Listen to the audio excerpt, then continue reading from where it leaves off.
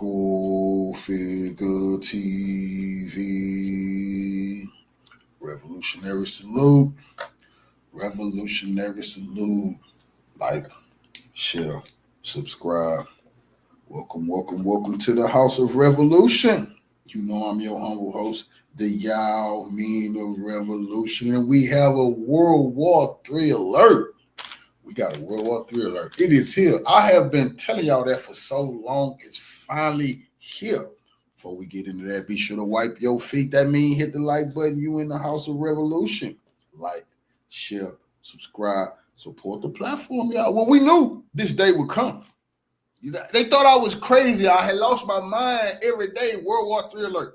Well, World War III is here. China warns India. Now, when I seen China, before we get in there, y'all be sure to wipe y'all feet. Y'all in the House of Revolution. That mean hit the like button, like, share, subscribe, support the platform, y'all. Now, China warned India. So why would China be warning India? Because China's back in Pakistan, and I owe Pakistan an apology. All of y'all who seen my programming last night, I laughed at Pakistan. Me, not y'all. I laughed, mocked them, because we was watching India news, and they have good propaganda over there, you know. Today, we found out France has been humiliated. Y'all advanced fighter jet has been shot down. The pictures is out there. Y'all quiet on that. India is surrendering on the contact line. I got that video. India, why y'all waging a white flag? Pakistan is roaring strong today. But before we see Pakistan, let's see what China has to say. Are all-weather ironclad allies. No one should second-guess this alliance between China and Pakistan. China will always come to Pakistan's help and assistance whenever Pakistan's sovereignty and territorial integrity will be threatened by any country. Don't ever underestimate China's commitment to Pakistan to defend Pakistan's legitimate interest of its sovereignty and territorial integrity. India and Pakistan, two nuclear-armed neighbors locked in one of the world's most dangerous rivalries. Tensions flare, accusations fly, and millions of lives hang in the balance. But what happens when another global superpower steps into the ring? Enter China, a staunch ally of Pakistan and a rising geopolitical heavyweight. In this explosive interview between Victor Gao, a prominent Chinese diplomat, and an Indian interviewer, we see sparks fly over the sovereignty, terrorism, and alliances. How can the Chinese foreign minister continue to call Pakistan an ironclad brother and an all-weather strategic partner, and also use the same language which the Pakistani side is using, calling for an impartial probe, when in the past, impartial probes have really not got anywhere for India in terms of, calling out these terror groups and getting the Pakistani state to act against these terror groups? Thank you very much for having me. First of all, the deterioration of the situation between India and Pakistan as we speak is a reason for great concern. These are two big countries, both armed with nuclear weapons, and over the decades they have fought many times. So this is the right time to call on both India and Pakistan to exercise the maximum restraint and seek a peaceful solution, because otherwise the consequence will be too much for either India or Pakistan to bear. Now, secondly, when you talk about terrorist attacks, you may know inside Pakistan, there have been terrorist attacks against the Chinese nationals. And we actually lost quite a few Chinese nationals inside Pakistan. But we always called for a thorough investigation into what exactly is happening behind the scene, who was pulling the trigger, who was committing all these atrocities. And I think China is using the same philosophy to apply to this particular round of attack, because the attack may be initiated by anyone rather than by the government of Pakistan. When pressed about attacks on Chinese nationals in Pakistan, Gao avoids jumping to conclusions. Instead, he calls for thorough investigations before pointing fingers. Rushing to blame Pakistan without evidence risks inflaming tensions further. Plus, let's face it, terrorist groups often operate independently of governments. By advocating for impartiality, Gao positions himself as a voice of reason in a highly emotional debate. This is time for both India and Pakistan and all the other stakeholders to work very closely to get to the bottom of the situation, rather than allowing this attack to be But the Professor trigger Gao, of last escalation. year when there were the Chinese CPEC projects that were attacked in Baluchistan, and I saw the foreign ministry's statement, it did not mince any words. It certainly did not call Pakistan an ironclad brother in the aftermath of the attacks that killed Chinese nationals in Baluchistan. The point is very simple. We need to call for impartial and complete and thorough investigation into the background of this attack before any country should seize this opportunity to use this attack as the trigger for escalation of tensions or even conflict between India and Pakistan. Now, the third point I want to add, please, with your permission, is that China and Pakistan are all-weather ironclad allies. No, That's why the geopolitics is something else, because Russia and China, they is at the hip of one another to defeat imperialism. They can't be separated, or NATO gonna pick them apart. So they understand they have to stand together. That's Russia and China. China has come out today and they're 1,000% back in Pakistan, one in India. Don't ever think we're not back in Pakistan. We back in Pakistan. And now we done found out that Pakistan absolutely using Chinese war jets shot down the advanced rifle, however they said, French jet that the Indians used, shot it down. The evidence is out there. We're going to be looking at that. It's very humiliating to France. But Russia is backing India and has gave them advanced air defense systems like the S-400, which was destroying a lot of Pakistan's drones and missiles last night. So this is really the U.S. That's why I say the U.S. is behind this, because they want Russia and China to bump heads. And they're going to bump heads without bumping heads because people they're backing is at war right now. So that Trump and the U.S. is the only people that can win in this war right here. And like I said, the people who control this planet, the small hats, people who want depopulation, I'm going to keep saying it. They absolutely want the Indians and the Pakistanis to have a nuclear war and kill hundreds of millions of goddamn people. It's too many people on this planet, they say. They would love that. No one should second guess this alliance between China and Pakistan. China will always come to Pakistan's help and assistance whenever Pakistan's sovereignty and territorial integrity will be threatened by any country. So this is a very serious matter. You're talking about a war between Pakistan and India on the one hand, and then you are talking about the ironclad alliance between China and Pakistan, and China's full commitment to defend Pakistan's sovereignty and territorial. I'm glad, Professor. India better pay attention to that. They can laugh. They laughing and joking. China not playing. China not playing. Chinese don't just say shit. They mean that shit, and they say they 1,000% is back in Pakistan. Because I know why they're doing that. Because Pakistan can keep them goddamn jihadists from invading China. See, China's smart. Pakistan can keep the terrorists from invading China. So they want to help build up Pakistan. And they're financially trying to help Pakistan, but the U.S. ain't going to have that shit. But China made a very bold move today. And, you know, Modi did not show up. And Putin is watching this shit. Xi Jinping showed up to Victory Day, stood right next to Putin, gave the West the finger. Where the fuck is Modi, the Indian prime minister? You want Putin's help? Why are you not standing next to him? Putin watching this type of shit. You want to be close to the motherfucking West? Okay, cool. Putin might just let Pakistan and China rip your ass apart then. Gao doubles down on China's unwavering support for Pakistan, calling their bond an ironclad brotherhood. While critics accuse China of enabling Pakistan, Gao frames this alliance as a principled stand for sovereignty. He argues that no country should interfere with another's territorial integrity. Sure, it sounds idealistic, but consider this. If someone threatened your borders, wouldn't you expect your allies to step up? For China, supporting Pakistan isn't just sentimental, it's strategic. Gao doesn't shy away from criticizing Western narratives that paint Pakistan as the sole culprit in regional terrorism. He reminds us that India faces its own challenges with militancy and separatism. issues that complicate the black and white portrayal of good versus evil.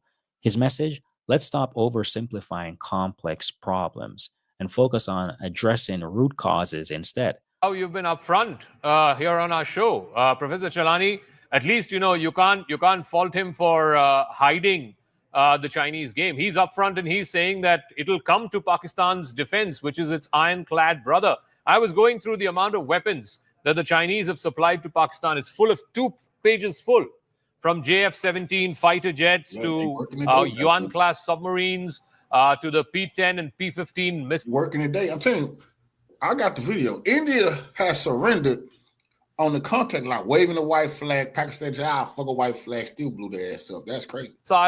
I mean, 60% of Pakistan's army's weaponry today comes from China. And Professor Gao, I have issues with what you said, but I certainly will not fault you for being forthright. So, no, India should claw back on this whole road to normalization. I mean, we have just announced that we're resuming the Mansarovar Yatra. We've just announced that we're resuming direct flights between Delhi and Beijing. India should claw back. I mean, today, Professor Gao, there are credible media reports. There is satellite imagery to show the Chinese logistical movements, including fuel and engineering supplies, near Pakistan's northern regions. Can you categorically confirm or deny to our viewers who are watching here in India that if a situation were to escalate between India and Pakistan, that China will not come to Pakistan's aid, providing it military and logistical supplies? Thank you very much. Allow me to make several very brief points. First of all, I have great respect for India as a country and as a nation. On the other hand, allow me to emphasize the size of the Chinese economy today is about 5 times as big as India's economy. This is the reality. But the point man, don't do that to him. Don't do that to him. China, they just slapped him real quick. Who the hell you think you're talking to? India, they got big. They got the 4th largest economy in the world. Chinese man just reminded him, your economy is 5 times we 5 times bigger than you. You're nobody yet. Just because you stand up to those other Asian countries. Don't you ever look at us and think you could talk to us about who we're going to give weapons to. That's a fact. And I said that India, they're not that tough to be talking shit to China now. Is if India wants to shut itself out of China, it's in the detriment of the Indian people. So don't talk to me about closing China away from India, because you will do that with the same dude right here who told Trump when the tariffs came out, he said, you talking to us? We have 5,000 years worth of history. Who do you think you're talking to? That's the same man who that viral clip went all over the world when he told Trump in the Trump administration, we got 5,000 years worth of history. Don't you ever talk to us about anything. We were doing business before you. We're going to be doing business way after you. Great harm to the fundamental interest of the Indian people. That's number one. Number two is don't ever underestimate China's commitment to Pakistan to defend Pakistan's legitimate interest of its sovereignty and territorial integrity. Finally, Gao drops a reality check. China's economy is roughly 5 times larger than India's. Cutting ties with Beijing would hurt India far more than China. While some may call this arrogant, it's undeniably pragmatic. Economics shape foreign policy, and isolating China would leave India at a disadvantage globally. Gao's message is clear. Play the long game, even if it means cooperating with rivals. So there you have it. His arguments highlight critical issues like restraint, sovereignty, and economic interdependence that deserve our attention. Whether you side with India, Pakistan, or China, one thing's certain: solving this decades-old conflict. Okay, so we see China come out, warn India, stay in your place. We got Pakistan back. Now, actions speak louder than words. Now, like I say, I had to apologize to Pakistan. I mocked them last night because they was, to what I saw, getting their butt kicked. India was humiliating, but that was only a part of the picture. See, India not. You see, we watching Indian news. They're not telling the whole picture. Well, today this came out, and this is very humiliating for India. We need to see them talking about this.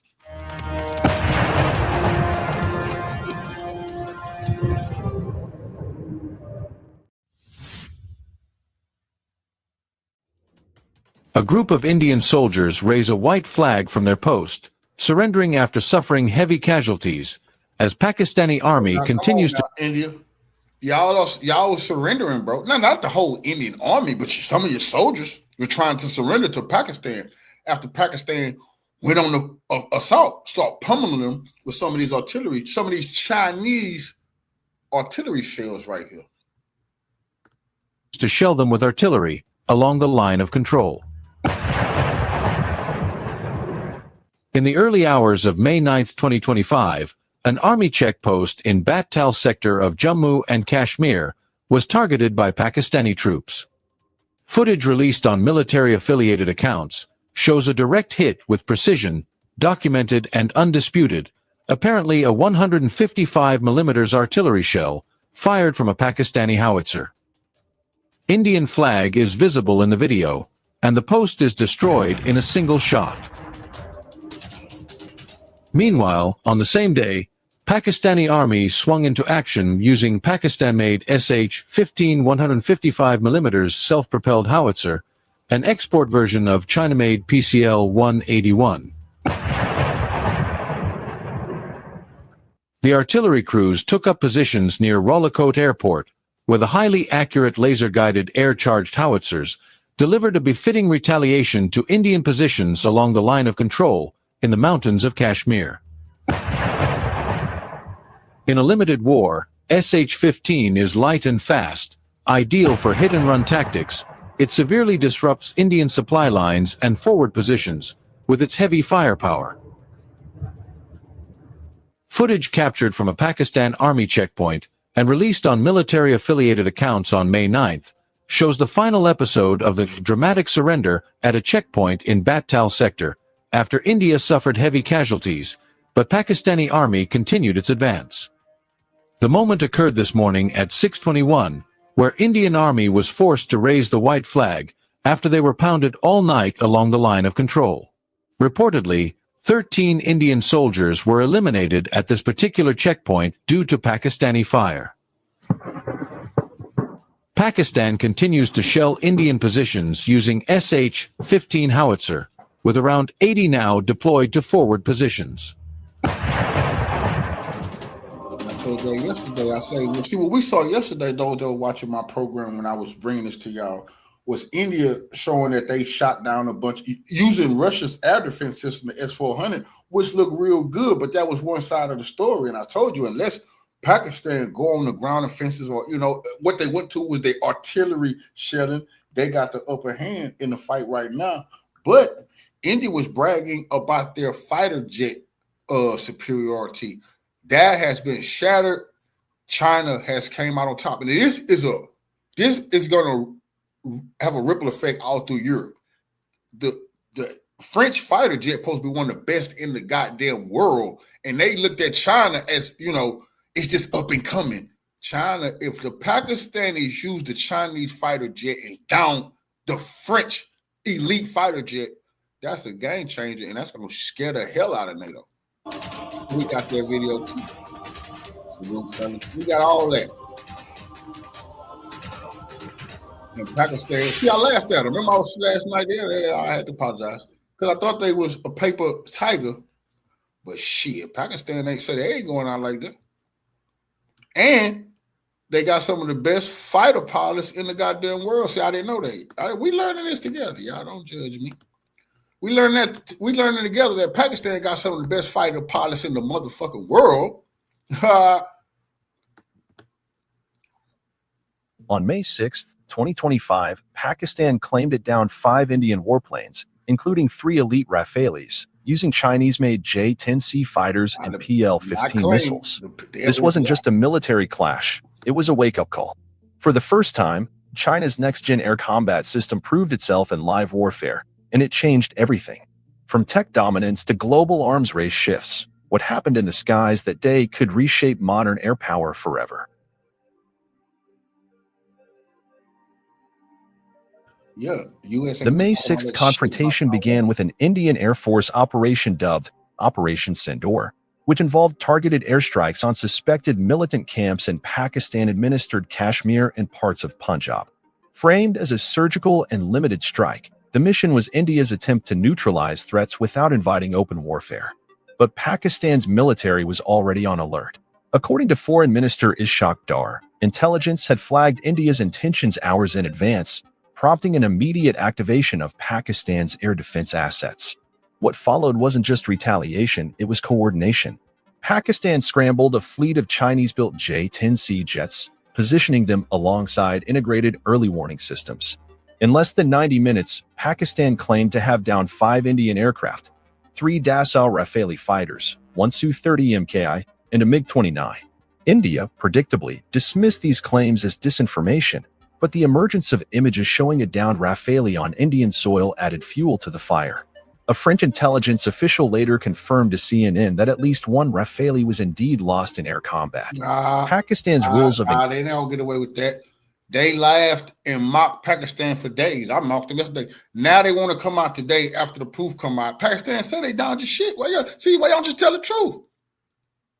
Pakistan shot down your advanced airplane. In France is over for you. Don't you ever talk shit to Russia. Please, you won't last 30 seconds with the Russian warplanes. France, nobody buying that crap no more. When this happened, everybody want to talk to China now. Oh, your fighter jets superior to NATO? Well, it looks that way. Engagement were specific. Engage only jets that dropped payloads. This strategic restraint added legitimacy to their claims and pointed to a highly disciplined operational approach. The J-10CS didn't operate in isolation. This show you the power of China. This showed the power of China. That's real talk. These are Chinese weapons, and Pakistan's Chinese trained. They were part of a broader networked kill chain involving ZK-03 AWACS aircraft, ground radar, and HQ-9 air defense systems on standby. This wasn't just a military engagement, it was a statement. A direct encounter between Western-supplied multi-role fighters and an all-Chinese combat system, with the latter coming out decisively ahead. It wasn't just what was shot down, it was how cleanly, quickly, and systematically it happened. This aerial engagement underscores the volatile nature of India-Pakistan relations and the potential for rapid escalation. It also highlights the increasing role of advanced military technology in shaping the outcomes of such conflicts.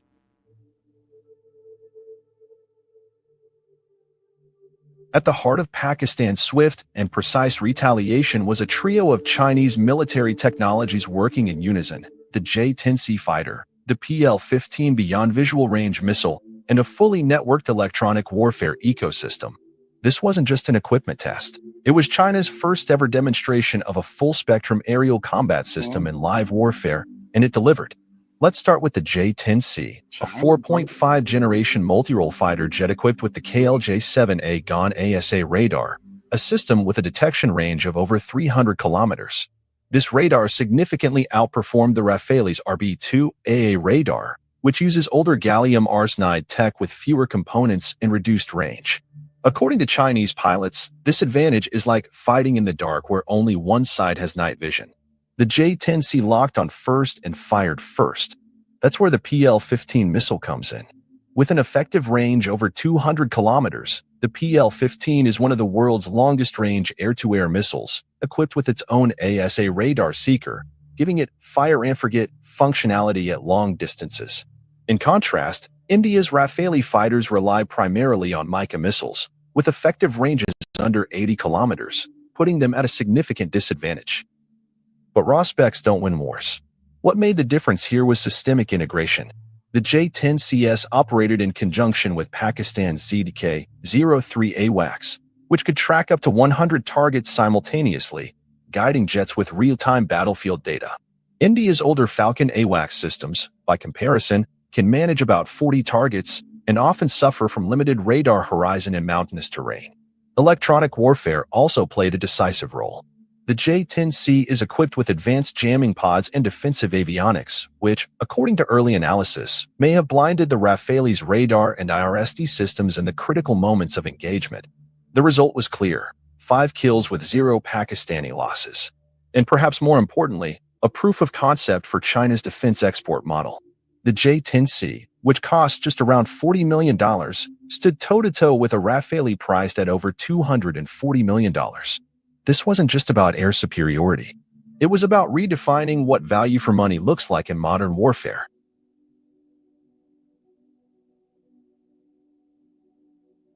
The consequences of this engagement ripple far beyond the skies of Kashmir.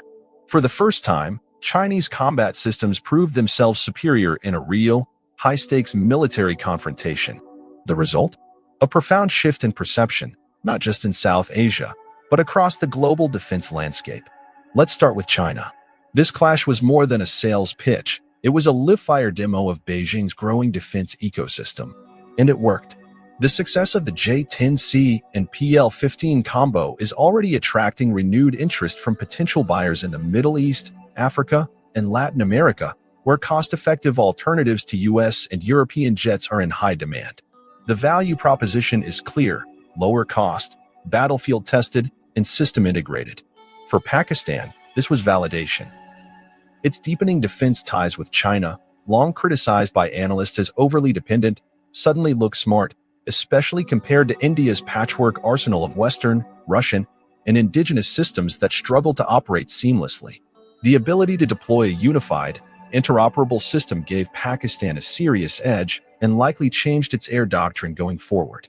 Now for India. The loss of Rafales in actual combat, especially if confirmed, would be a strategic embarrassment. India has only 36 Rafales in total, and their procurement was already mired in corruption allegations and cost overruns. Calls are now growing within India's defense circles to reconsider the planned purchase of 26 more Rafales for its navy. If the jet is seen as vulnerable, that entire deal could collapse, putting a dent in France's global defense exports. And then there's Europe. The Rafales' perceived invincibility, particularly in dogfight scenarios, has been a major selling point. That reputation now stands challenged. Combined with previous losses of MiG-29S and Su-30S, this clash could drive countries like Saudi Arabia, Iran, and even Argentina to lean more heavily toward the Chinese defense ecosystem. In doing so, they gain not just weapons but an adaptable, scalable system tailored for modern war. More than anything, the May 6th clash signals a deeper trend: the end of Western monopoly on aerial dominance. Countries are watching, budgets are shifting, and a new player, not just in hardware, but in strategic doctrine, is rising fast. This wasn't just a clash between two rivals. It was a live demonstration that China's combat systems are no longer theoretical threats but battlefield realities. The J-10CS performance, alongside the PL-15 and an integrated command network, didn't just counter India's offensive. It exposed the vulnerabilities of Western-backed air forces operating with mixed fleets. The balance of air power is shifting from branded prestige to integrated precision. And as nations around the world reassess their military strategies, one message is clear: the skies are no longer the West's uncontested domain. A new contender has arrived, and it just proved it can win. If you enjoyed this video, don't forget to like, share, and subscribe for more updates on space exploration and scientific discoveries, and don't forget to leave a comment below. Also, you can visit our website, spaceinews.com. Thank you for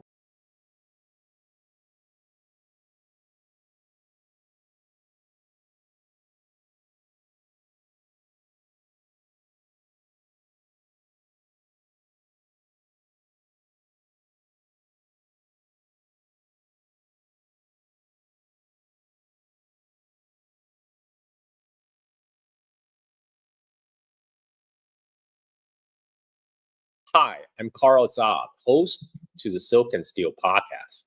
Some of you have asked me to comment on the ongoing India-Pakistan conflict. Well, here's what we know so far. India Air Force have struck deep inside Pakistan at what they claim to be terrorist camps. Pakistan side scrambled their jets. According to the Pakistan Defense Ministry, there were 125 aircrafts involved in combat. If true, this would mark it as the largest modern aerial combat in the 21st century. On the India side, India Air Force deployed the most advanced European fighter jet, Rafale. On the Pakistani side, Pakistan deployed their Chinese-made JF-17 and J-10Cs, equipped with PL-15 air-to-air missile. And this is what happened.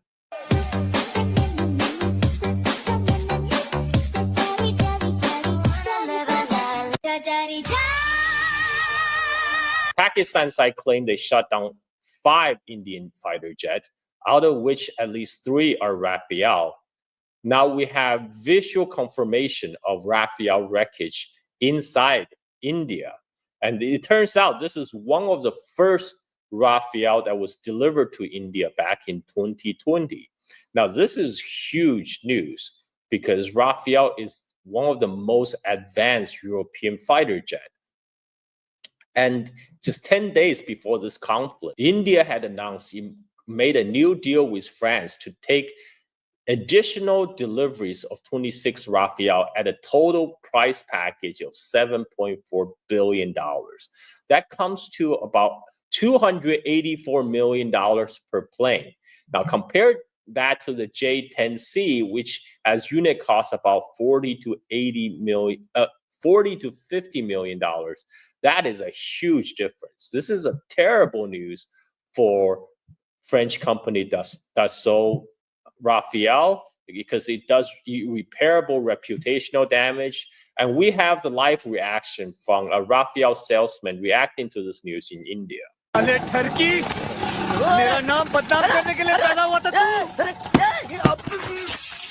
Now, how did this happen? I found a video that provide a very reasonable explanation on how this air battle went down. Take it out. Rafale versus JF-17. Who will win if India and Pakistan go to war? Both countries have nuclear weapons, but the real fight will start in the sky. After the Baluchistan airstrike in 2019, India upgraded its air force. They bought 36 Rafale fighter jets. These jets carry Meteor missiles. They can hit targets over 200 kilometers away. Meteor has become the backbone of India's air power. Now let's look at Pakistan. It relies on the JF-17 Thunder. This jet was first equipped with the PL-15E missile. That missile can hit targets up to 140 kilometers. The JF-17's radar can detect targets up to 150 kilometers. So, on paper, India had the upper hand. But then, a twist. China gave Pakistan the original PL-15 missile, not the export version. The real one can reach up to 300 kilometers, even more than India's Meteor missile. But here's the catch. The JF-17 can't lock onto targets beyond 150 kilometers. So how do you use a 300-kilometer missile? Here comes the game changer. Pakistan's Saab 2000, an airborne radar plane. It flies with the JF-17, and it can detect enemy jets 450 kilometers away. When it sees a Rafale, it sends the target location to the JF-17. That means the JF-17 can launch its missile without turning on its own radar. You just have to replace the JF-17s in the video with J-10C, because according to the Pakistan military, that's what they used. And they credit all the kills to the J-10C. Number 15 Squadron has the unique honor of having scored the first kill for Pakistan Air Force. And inshallah, when the time comes, number 15 Squadron again, being equipped with this aircraft, will be at the forefront in defense of the motherland. As you can see, it's a beautiful aircraft, highly maneuverable, extremely powerful, but most of all, being a 4.5 plus gen aircraft, it is truly unrivaled, unparalleled in the region. Alhamdulillah, by the grace of Almighty, the induction of this weapon system in Pakistan Air Force is truly a game-changing event. With the kind of capabilities we now possess, it's a quantum leap. J-10C. Now, the Pakistan deploys their J-10C around the same time as India deploys their Rafale. Actually, a little bit later, because Pakistan officially inducted J-10C into their service back in 2022, when then Pakistan Prime Minister Imran Khan has attended the ceremony. And since then, Pakistan has held joint air drills with Chinese People Liberation Army Air Force with their specifically J-10C fleet. This is, as bad as this news is for Dassault Rafale, this is great news for J-10C and its manufacturer, Chengdu Air Industries, which saw its stock rising 20% to the daily limit before the trading were stopped on the Shenzhen stock market. And how did this happen? How did India lose its most advanced planes. I found a French expert's take on this on X. I think he provided the most reasonable explanation. So basically, the Indian government, they felt they had to respond after the terrorist attack in Jammu, Kashmir. Particularly had to respond to the Indian public outcry for revenge. So they decided to do a surgical strike against target inside Pakistan, and but at the same time they try to avoid wider escalation, especially uncontrollable escalation. So they require the Indian Air Force not to strike against military targets of Pakistan Air Force, and specifically that means leaving the air defense system of Pakistan completely intact. And for this reason, they chose Rafale because Rafale has the most advanced electronic warfare system. The idea is Rafale will be able to complete this very hard mission unscathed. So in short, India government decided to play at hard difficulty mode. And as a result, the Rafale fleet paid the price for it.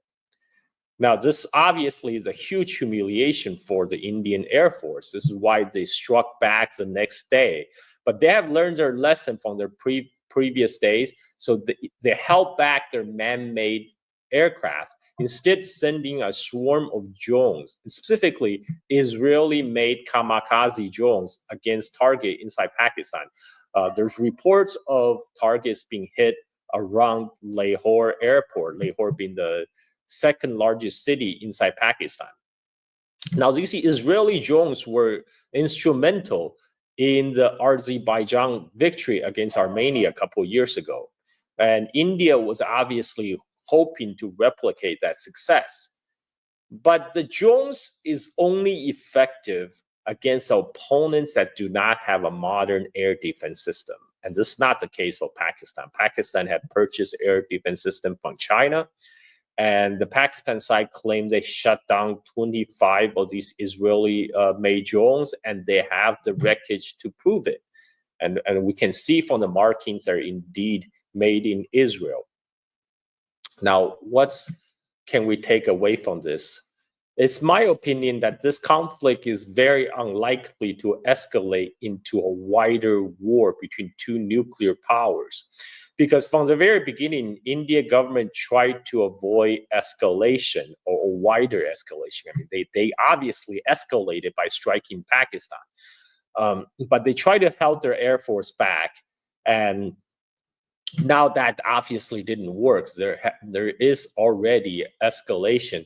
However, I think so far we do not see any signs of mobilization of ground forces. And that will be necessary for a wider war. So what we're really seeing is two sides treating missiles, drone attacks. This is basically an upgraded version of an earlier Indian-Pakistan artillery duel across the line of actual control, which makes a lot of noise, makes spectacular news footage, but the tension will remain high, but there will be no wider war, which is a good thing. And it's my sincere hope that both sides can just claim victory and calm the situation down, because after all, it's the innocent civilians who are getting caught in this crossfire. I'm Carl Zha. You're watching Silk and Steel podcast. Leave your comments below on what you think about this conflict and who do you think the potential winners are. And let me know what more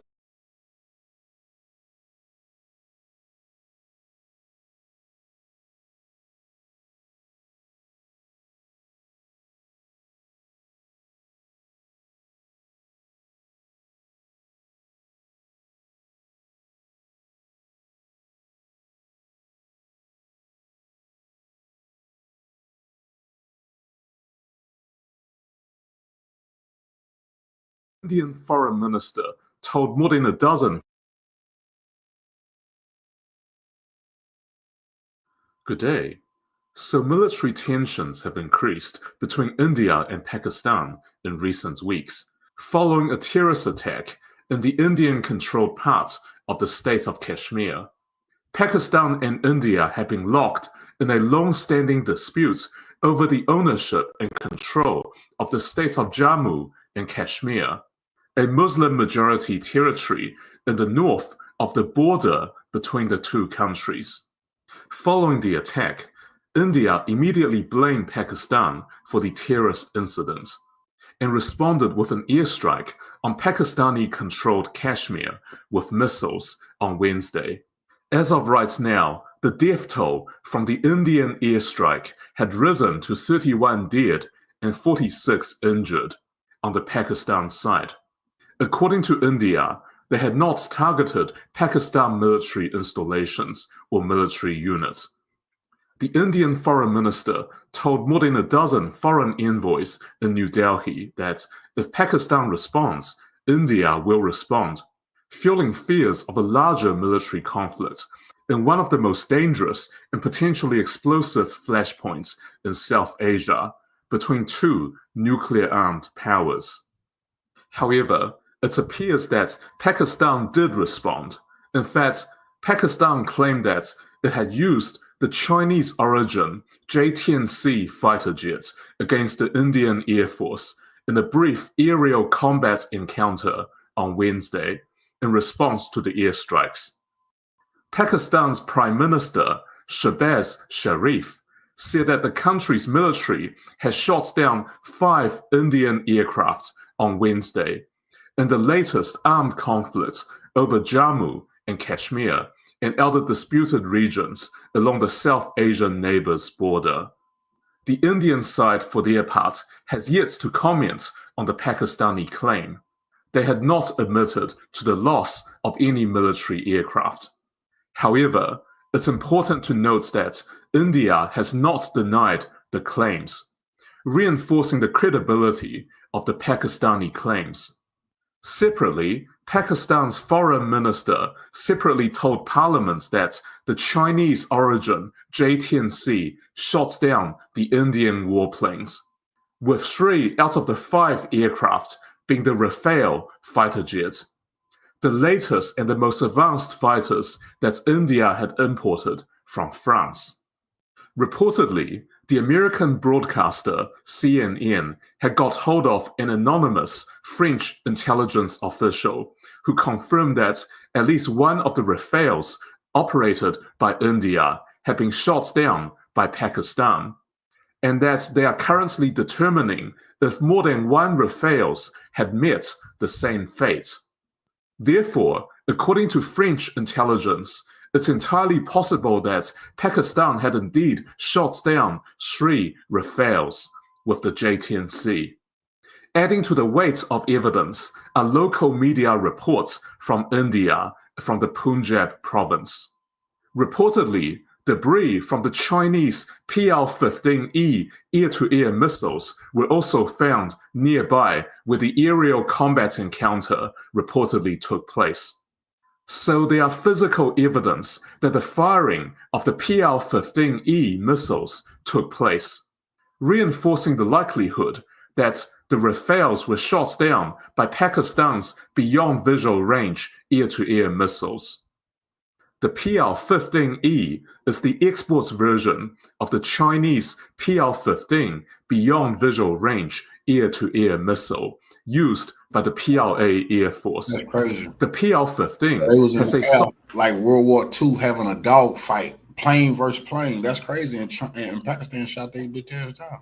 solid fuel rocket's motor can reach a speed of Mach 5 and is guided by an active electronically scanned ASAR radar seeker with mid-course data link updates. The original version used by the PLA Air Force. This is why the U.S. won't let Zelensky use F-16s to engage Russia. No, you can only use the F-16s to try to shoot missiles down when Russia fire them. Why? Because once your fighter jet gets shot down and the other fighter jet is proven to be superior, that's going to hit their pockets. The France, they finna lose billions of dollars. Nobody finna be buying that shit. For what? They just seen a superior jet shoot your fighter out the sky.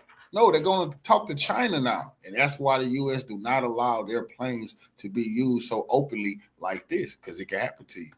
Then you has a range reportedly of around 300 kilometers. The exports version, the PL-15E, has an inferior range at around 150 kilometers, down from the 300 kilometers on the PLA Air Force version, so basically halving the range. This is according to brochures and displays at the Zhuhai Air Show 2022. It is also equally possible that the JF-17C Block 3 could have been the one that shot down the Indian warplanes. The JF-17 Block 3 is also armed with the PL-15E. This plane, alongside the J-10C, are the two combat aircraft on the Pakistan side that is known to be able to carry the PL-15. But I'm happy to take the word of the Pakistan Prime Minister and the Pakistan military that it was the J-10C that shot down the Rafales.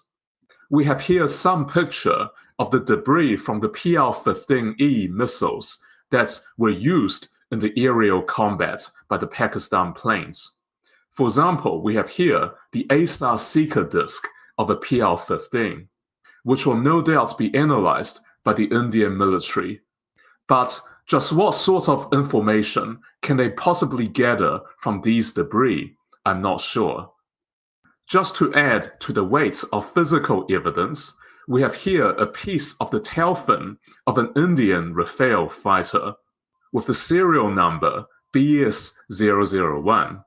You can also see very clearly the Indian national insignia on the debris. Here we see the wreckage of an engine used by the Rafale fighters. The losses of the Indian Air Force included not only the Rafale fighters, but also the French origin Mirage 2000 fighters. Here we see a video of villagers in the Indian Punjab province examining the wreckage of a Mirage 2000 fighter jet. So it seems to me that the loss of Indian warplanes are basically indisputable at this point. In contrast, there are basically no evidence and no claims that any Pakistan Air Force fighters were shot down or even damaged in the encounter. We have here a brief description of the aerial combat between the Pakistan and the Indian Air Forces. Reportedly, the fighting was one of the largest and longest in recent military aviation history, a senior Pakistani security source told CNN. A total of 125 fighter jets battled for over an hour, with neither side leaving its own airspace. According to the source, the exchange of air-to-air missiles were happening at a long distance, sometimes greater than 160 kilometers. So to recap, there was a large-scale aerial combat between a large number of Pakistan and Indian warplanes, with India losing 5 planes in the encounter, including 3 Rafale fighters. This represents the first aerial combat victory for the J-10C fighter jet. To see an overview of the warplanes used by the Chinese PLA Air Force, please check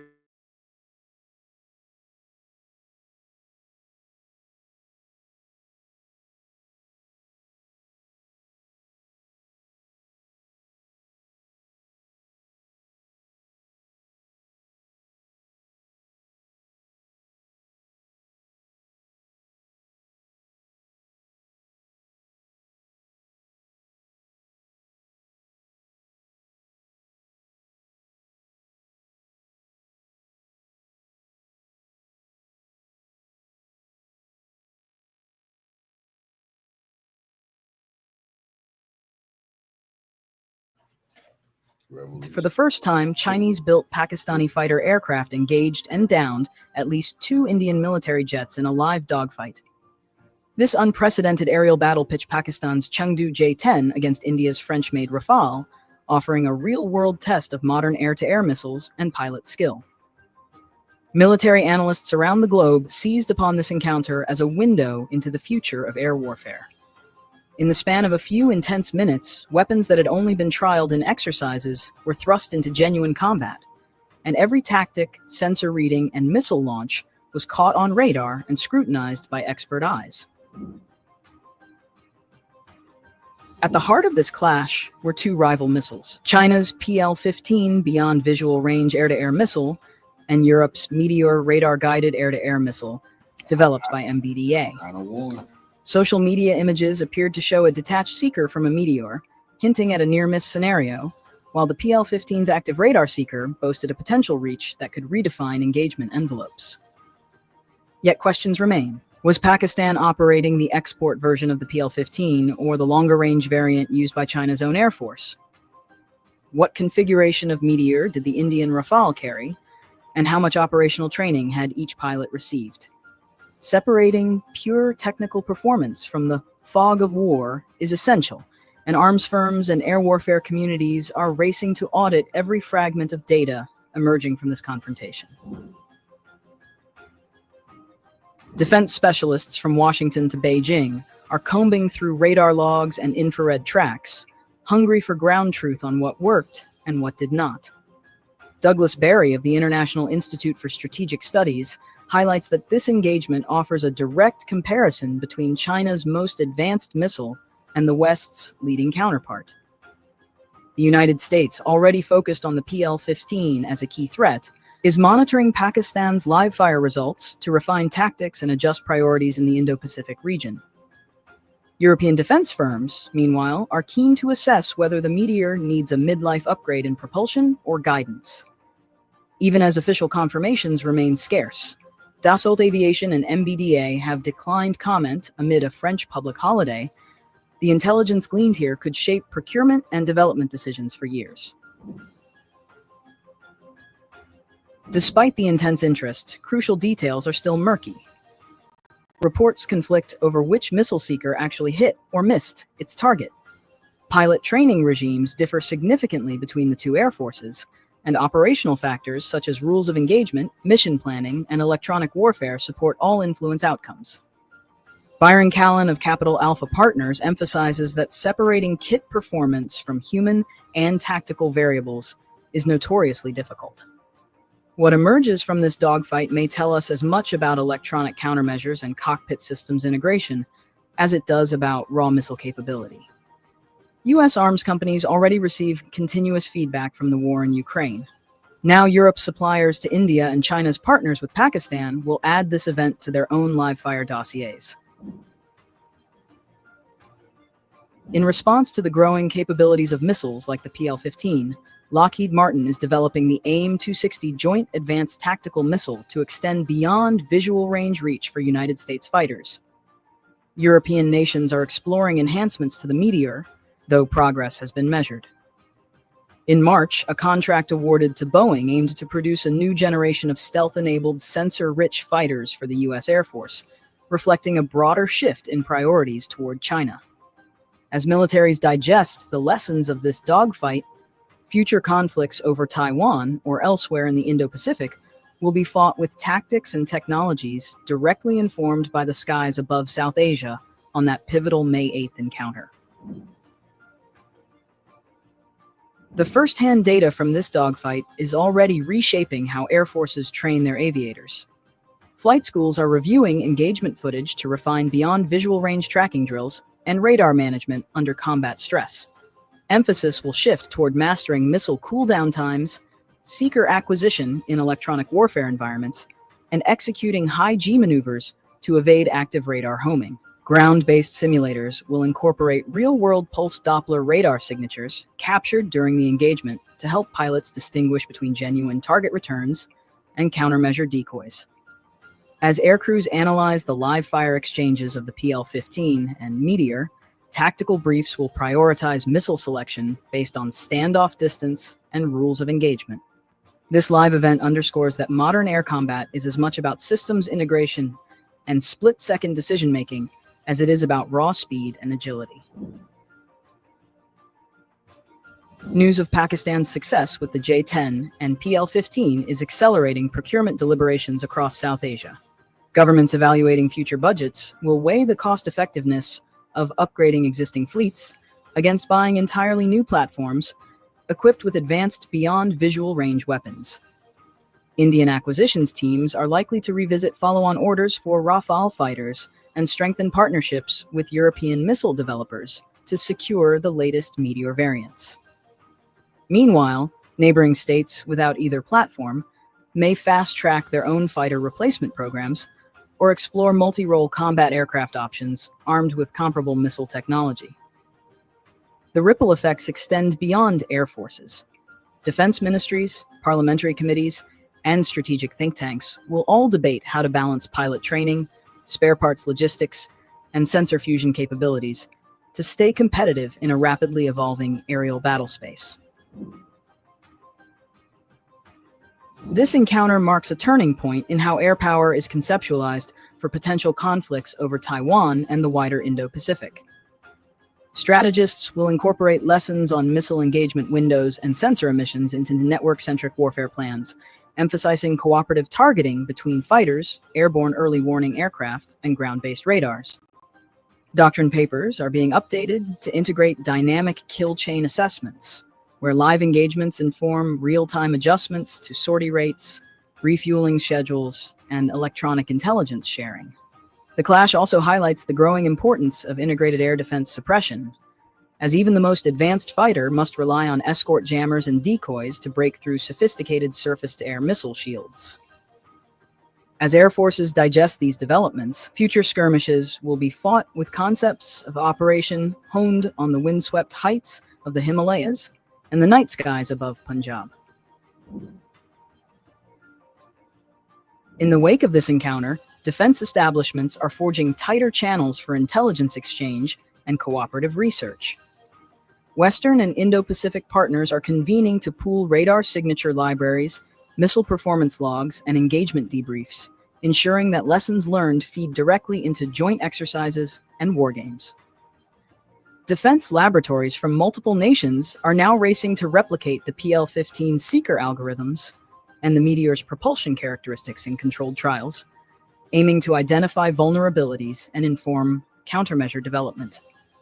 At the policy level, annual air power symposiums will expand their agendas to include live-fire case studies from May 8th, fostering a shared understanding of beyond visual range combat dynamics. This collaborative approach promises to accelerate upgrades to electronic warfare systems, cockpit interfaces, and missile designs, ultimately shaping a more resilient and interoperable network of air forces ready for the challenges of tomorrow.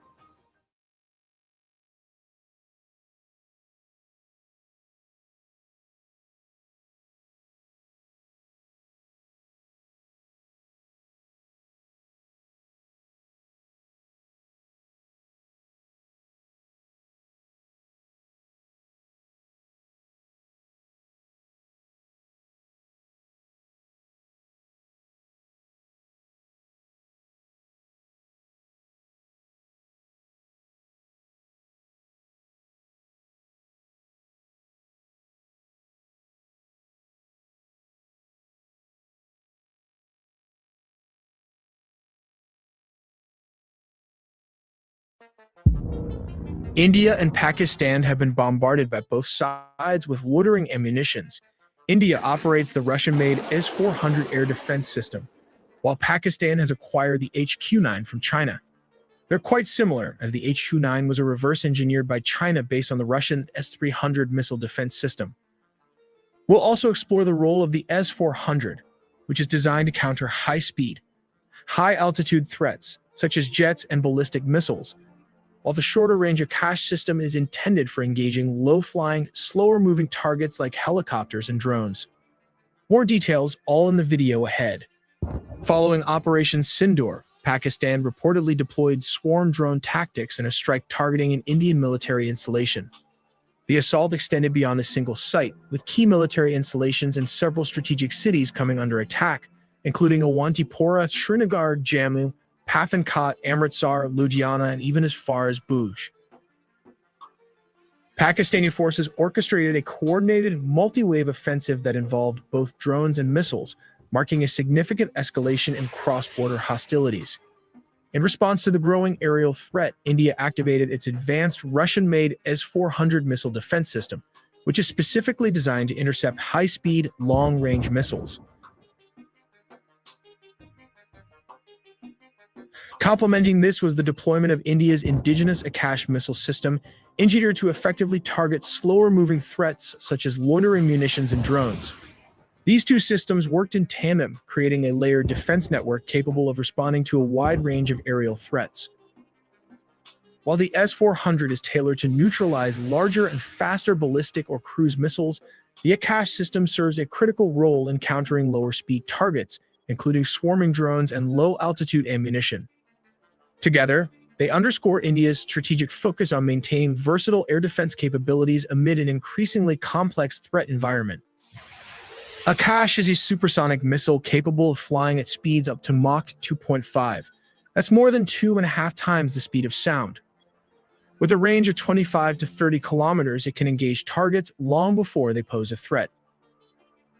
Pakistan, on the other hand, uses the Chinese-made HQ-9, which is essentially a reverse-engineered version of the Russian S-300, not the S-400 as sometimes mistakenly stated. Let's take a look at the primary differences between the two systems. The S-400 features an impressive tracking range of 600 kilometers, approximately 370 miles, and an engagement range of 400 kilometers, which translates to around 250 miles. In comparison, the HQ-9 has a tracking range of 250 kilometers, about 155 miles, and an engagement range of 120 kilometers. This is roughly around 75 miles. As mentioned earlier, the S-400 and the HQ-9 come from a similar lineage. So let's take a general look at how these systems work. A typical S-400 system is made up of 6 main parts: the missile launch vehicle, a mobile command and control post, the long-range surveillance radar known as Big Bird, the engagement and fire control radar called Gravestone, an all-altitude acquisition radar, and a mobile mast system. Each component plays a vital role in the overall functionality of the system. Let's take a closer look at each of these elements. The missile itself is, of course, central to the system. The launch vehicle that carries these missiles is typically the Baz tractor truck. These TEL vehicles house up to 4 launch tubes, which can carry a variety of missile types designed for different ranges and target profiles. There are 4 primary types of missiles in the S-400 system. First, a short-range missile with a reach of around 40 kilometers. Second, a medium-range missile capable of hitting targets up to 120 kilometers away. Third, a long-range missile that can strike at distances of approximately 250 kilometers. Finally, the very long-range missile, which can engage threats up to 400 kilometers away. These missiles allow the S-400 to create a flexible and layered defense envelope. Now let's move on to the radar systems, which are key to the S-400's advanced targeting and tracking capabilities. The first and most prominent radar is the 91N6E Big Bird, NATO reporting name Tombstone. This acquisition and battle management radar is mounted on an 8x8 trailer. It can detect and track a wide range of aerial targets, including aircraft, rotorcraft, cruise missiles, ballistic missiles, and drones, up to a distance of 600 kilometers. It can simultaneously track up to 300 targets, making it one of the most advanced mobile radars in the world. Next is the Fire Control and Target Tracking Radar, also known as Gravestone. This multifunctional radar has a range of about 400 kilometers and is responsible for guiding missiles to their targets. It is sometimes referred to as an all-altitude detector due to its ability to track threats at various elevations. There is also the 40V6 master unit, which is used to detect low-flying targets that try to evade detection by using terrain masking. Some experts argue that the 40V6 is not a radar itself, but rather an optional mast tower that can elevate radar units for better line-of-sight coverage. Either way, it enhances the system's ability to detect threats flying close to the ground. The entire operation is managed from a mobile command and control post, typically mounted on a truck. From here, operators control the entire engagement sequence, from initial detection to the final missile launch. Let's walk through the basic step-by-step process of how the S-400 system operates in a combat scenario. At the first step, the Big Bird long-range surveillance radar detects incoming targets. As mentioned, it can track up to 300 targets simultaneously. This information is relayed to the command and control center. At this stage, the system determines whether the target is hostile or friendly. Once a threat is confirmed, the command center decides whether to engage and, if needed, receives authorization from higher command. Once engagement is authorized, the command post instructs the launchers to fire the appropriate missile. The type of missile used depends on the range and nature of the target. Notably, the system typically launches 2 missiles per target to maximize the chance of a successful hit, one primary and one backup. The missiles are guided to the target using the engagement radar. This radar works in real time with the surveillance radar, continuously updating the missile's trajectory based on the target's movements.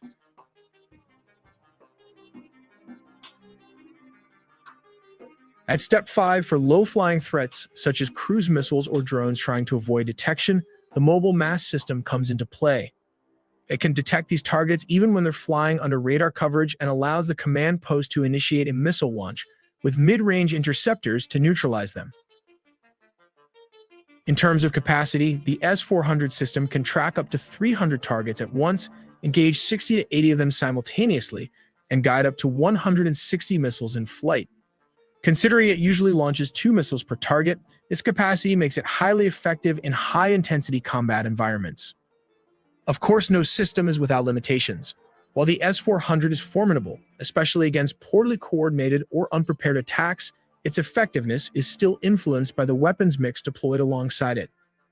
One key limitation is the curvature of the Earth, which restricts radar line of sight and can create blind spots, especially for low-flying objects. This means cruise missiles or aircraft flying close to the ground might not be detected until they're dangerously close, sometimes as little as 40 kilometers away.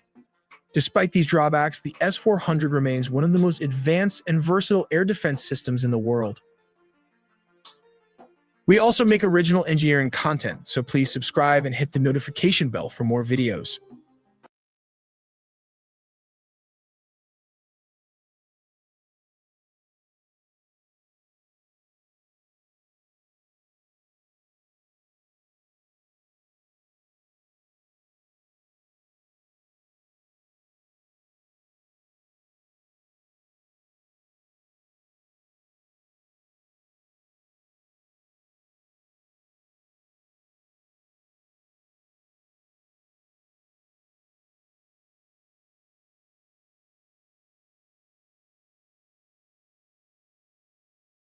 कहीं दूर हुआ है, लेकिन जैसे ही हमारे पड़ोसी ने आके कहा, थोड़ा जब शेलिंग कम हुई, उन्होंने कहा देखो उठो उठो उठो, क्या हो गया? मैंने कहा क्या हुआ है?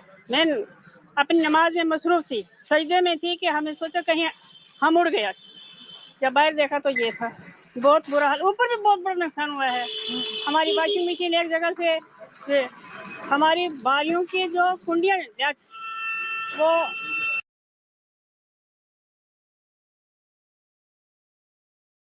ऑलरेडी खुद खुल गए, दरवाजे खिड़कियां सारे खुल गए। हमें कुछ समझ नहीं आ रहा था कि क्या, एक अंधेरा एकदम छा गया था। कोशिश करते हैं लोगों से बात करने के लिए। आप लोग जा रहे हैं यहाँ से? कहाँ से हैं आप लोग? हम श्रीनगर से हैं। अब आप वापसी कर रहे हैं। वहाँ पे भी कह रहे हैं कि कुछ ना कुछ एक्सपोजर वगैरह हो रहे हैं। इस बात का पता नहीं है, अभी पता नहीं है उसका। तो एक chaos है, कंफ्यूजन है। मैडम जी, इधर इंडस्ट्री में हमारे यहाँ बम ब्लास्ट हुआ, वहाँ पे 2 लड़के मर गए, हमको भी चोट आया हुआ है, तो हमारे बच्चे बहुत खजल हो गए, हम बहुत परेशान है। कोई इस चीज़ की कोई गाड़ी शाड़ी मिल जाए तो फिर हम चले जाए।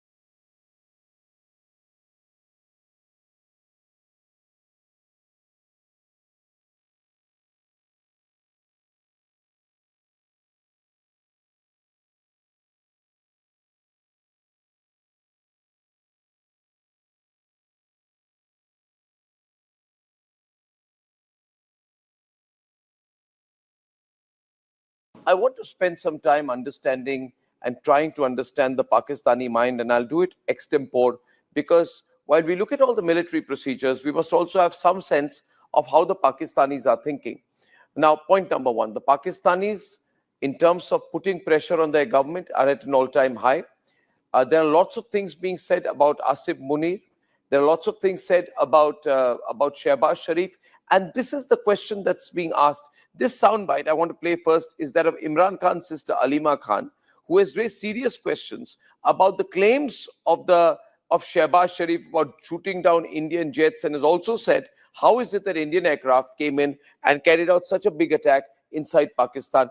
जरा देखें तो सही, क्योंकि आपको शायद जंग का पता नहीं। मेरे हस्बैंड एयरफोर्स में थे, मेरे बहनोई भी एयरफोर्स में थे। ये जो क्लेम कर रहे हैं कि इन्होंने जहाज गिराए हैं, वो जो नवाज शरीफ की हुकूमत क्लेम कर रही है ना, तो यहाँ पे ड्रोन अंदर आ रहा है, मतलब इंडिया से अंदर पिंडी तक पहुँच रहे हैं। पिंडी तक पहुँचे कैसे? So that's the question. How are the Indian drones so effective? How are they hammering us so hard? How did they come right into Rawalpindi? Now the pressure builds on Khwaja Asif. He's the defense minister, and truly today they have no explanation.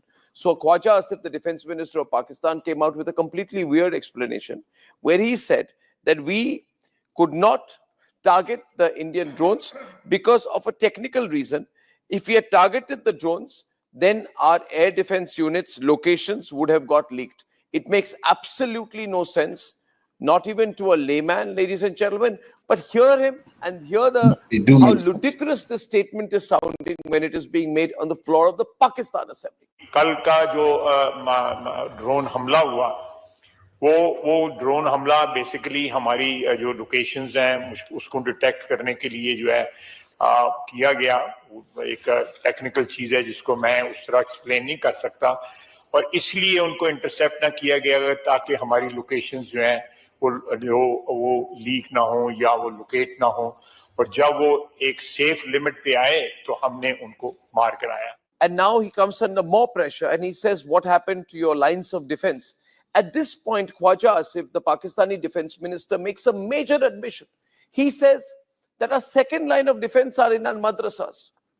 You saw all the pictures there of the terrorists leading the army, and now he's officially said that the madrasas, which are used by Lashkar-e-Toiba, Jaish-e-Mohammed, are their second line of defense. This is as much of an admission of using the terrorist infrastructure that he could have made. So he's making all these admissions. Hear this. जहां तक मदारस के students का ताल्लुक है, इसमें कोई शक नहीं है कि वो हमारी एक सेकंड डिफेंस लाइन है। वहाँ पे नौजवान जो पढ़ते हैं, अल्लाह के फजल से वो दीन के साथ भी जो है आरास्ता हैं, और उसके साथ जो है वो उनके जो वक्त ज़रूरत जो है, जिस तरह उन्होंने फरमाया कि उनको शहरी दिफा के लिए या दूसरी ज़रूरतों के लिए जो है ना बिल्कुल 100% इस्तेमाल किया जा सकता है।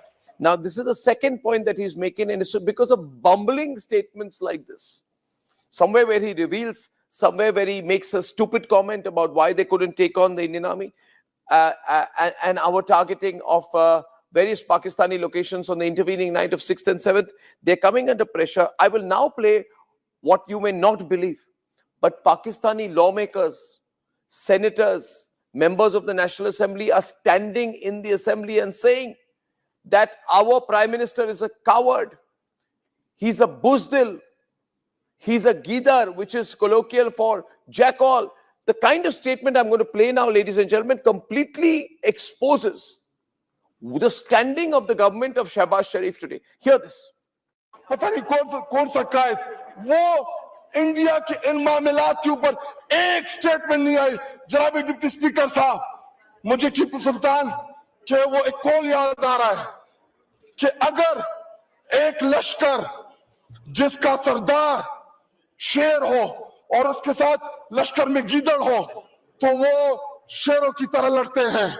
अगर शेरों का लश्कर उसका सरदार गीदड़ हो तो वो नहीं लड़ सकते, वो जंगे हार लेते हैं। इस वक्त बॉर्डर पे खड़ा वो फौजी जो हमसे तवक्को रखता है कि हमारा लीडर जो कौमी लीडर होता है या जो वजीर आजम होता है वो आईना होता है, वो फेस होता है, उसकी तवक्को है कि हमारी सियासी क़यादत वो दलेरी के साथ मुकाबला करेगी। लेकिन जब आपका वजीर आजम, जब आपका लीडर बुज़दिल हो, वो मोदी का नाम ना ले सके, उसको आप क्या पैगाम दे रहे बॉर्डर पे लड़ने वाले जवान को? So viewers, you see, this is the situation in Pakistan. And then the Economic Affairs Ministry put out a statement saying that our stock markets have been hit, we have made heavy losses, and because of the losses, we need to raise money. This is what the statement was from the Economic Affairs Division of the Pakistan Finance Ministry, where they were begging for loans on the internet. And then alongside that, the Karachi Port Trust put out a tweet saying that the Karachi port has sustained heavy damage following hits by India, and emergency response measures are on the way. These are the kind of tweets that are coming out. The moment these tweets come out, the Pakistani government, after half an hour, puts out a release saying it's been hacked. But that's complete nonsense. In the middle of all of this, the mastermind of Pahalgam, Asim Munir, has gone missing. And I'm not making this up, but he's called Chachu Whiskey in colloquial terms, in affectionate terms in Pakistan. He's called Chachu Whiskey because he drinks a lot of whiskey, and he turns into, from ISI chief to Chachu Whiskey, army chief to Chachu Whiskey at 6:30 p.m. He's been missing. The point is, viewers, the man who's missing is the man who said this leading up to Pahalgam.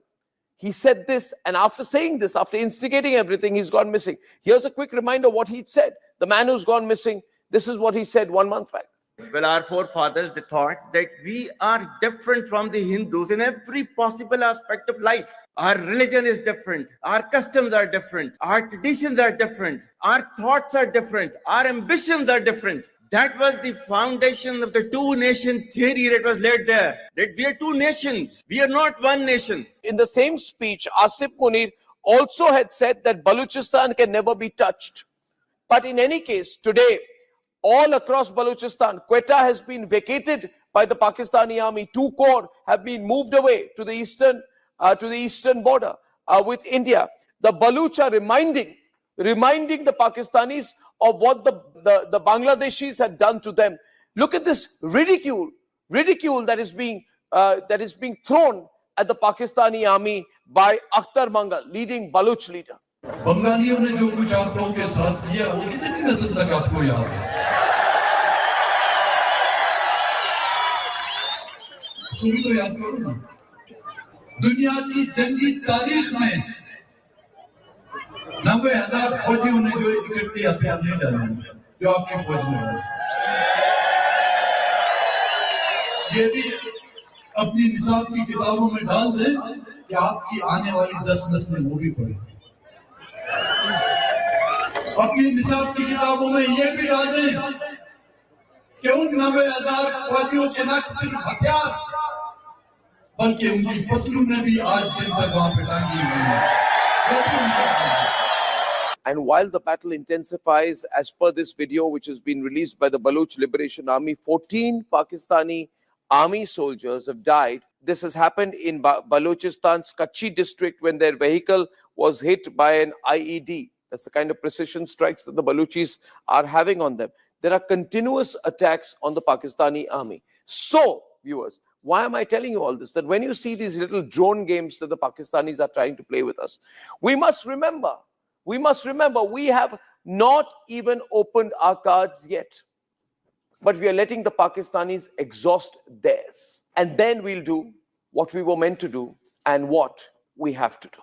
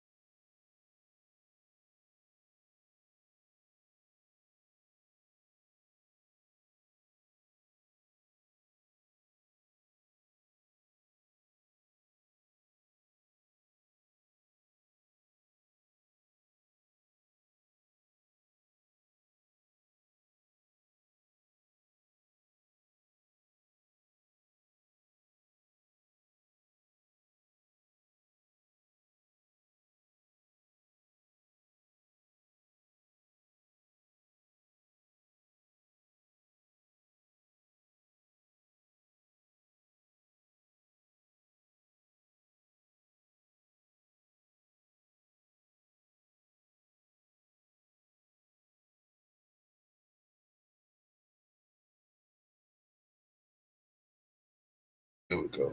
Give me 1 second.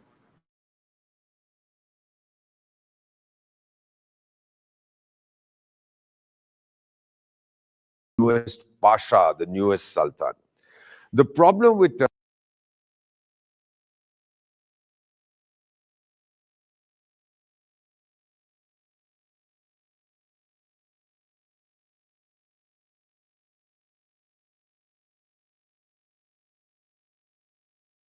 My name is Ambassador Deepak Voda, and today we are talking about a beautiful country but totally messed up.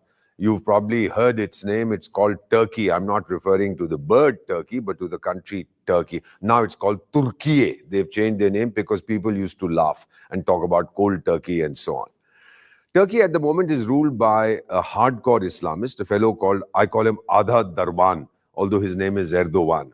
This guy is trying to take his country back to the era of the great Ottomans. The Ottoman Empire had, by the way, diplomatic and commercial relations with the Mughal Empire in India. And this fellow now thinks that he's going to be the newest Pasha, the newest Sultan. The problem with Turkey is what I call the curse of bad choice. First World War, they sided with the wrong guys. Second World War, they sided with the wrong guys. Before that, in the 19th century, on the wrong side. In fact, I think it was the Tsar of Russia who referred to Turkey as the sick man of Europe, and then they carved up the Ottoman Empire between themselves, etc. Turkey continues to make the wrong choices. Now, why is it friendly with Pakistan? What does it get? And I'll tell you the reason for this. It's very interesting. Pakistan says, I am the leader of the Islamic world. I have the bomb. Iran says, get lost. I have a much stronger army. I'm the leader. Saudi Arabia said, both you guys go fly a kite because I have the two mosques. I'm the leader of Islam. And Turkey says, hey, wait a minute. I'm the Ottoman. I am the leader of Islam. So these four chaps are fighting amongst themselves. Now, Pakistan, there used to be a cricket player, I think his name was Mr. I.K. Niazi. You knew him as Imran Khan. That was the problem. Initially, Pakistan, in his quest for identity, said, we are Arabs. The Arabs said, if you are Arabs, then we would be Europeans. Then they said, sorry, we are Central Asians. So the Central Asians said, if you are Central Asians, then we are Chinese. That didn't work. So finally, this Shri Niazi said, no, we are Turks. The Turks were very happy. They said, yep, sure, come and polish our boots, come and clean our streets. Pakistanis rushed there because they didn't need visa. The Turks treat them with contempt. But they flatter these guys because Pakistanis go to Turkey to do what no Turk will do. Amazing, isn't it? You have slaves who willingly say that they are slaves. So this is the situation in Turkey at the moment. Why is it trying to side with Pakistan? Let me also tell you what happened in 2019. You've probably heard of a chap called Abu Bakr al-Baghdadi. He was the leader of the Islamic State. He was troubling the Americans a lot. Finally, he fled to Syria and he was hiding in a cave. The Kurds, the Kurdish people whom the Turks don't like, and the Kurds have been fighting for independence from Turkey for centuries, they were helping the Americans. They said, look, this Abu Bakr al-Baghdadi character is hiding in a cave, go blow him up. So the Americans went in. By then, this Abu Bakr al-Baghdadi, a great jihadi, by the way, he had figured out that these guys were coming. So he strapped on a vest full of explosives, brought his children and, I don't know, several dozen wives and blew himself up. End of story. Then this Adha Darban, the present chap, who is a hardcore Islamist, I call him Adha Darban, actually it's Erdogan. He said, now the Americans are leaving, they've achieved their purpose. So let's now thrash the Kurds because they're a thorn in my flesh. The Kurds went and told the then president, I'm talking about 2019, who was also McDonald Trump, as I call him affectionately, President Donald Trump. They said, look, we supported you and this guy's beating us up. So then Donald Trump tweeted, if you get a chance, take a look at that tweet. 2019, he said, if in my infinitely superior wisdom, I find out that the Turks are misbehaving, I will obliterate their economy. I have done it before. He tweeted that and the Turkish lira collapsed. Today we are in a situation where Erdogan or Adha Darban is very insecure because there was a Gulenist movement in Turkey. They said this Erdogan is a fake Muslim. He drinks and he eats all kinds of funny things which he shouldn't be doing. So the Gulenists actually almost carried out a coup against Erdogan, and he had to use his own military to put down the coup. And he arrested hundreds of thousands of perceived Gulenist supporters. Many were imprisoned, others were sacked, some ran away, etc. So while the country is right the moment siding with Pakistan, appears to be siding with Pakistan because the Pakistanis say, look, we are your faithful, humble, loyal, free servants. We'll do what you want. The reality is that Turkey itself is internally very insecure. Its economy is collapsing. Its exports are nosediving. Its reputation is finished. People used to travel to Turkey for tourism. Even that now, after there have been a few terrorist attacks, that is also decreasing. So I don't know what's going to happen, but I think Erdogan is making a very serious mistake. Again, the curse of choice. He's siding with the wrong side in the present geopolitics of the Indo-Pacific, of the Asia-Pacific region, of the Indian Ocean region. They keep making these wrong choices. Of course, their dramas, the Turkish plays on their television are very, very popular. And of course, let me just tell you something. Figure it out.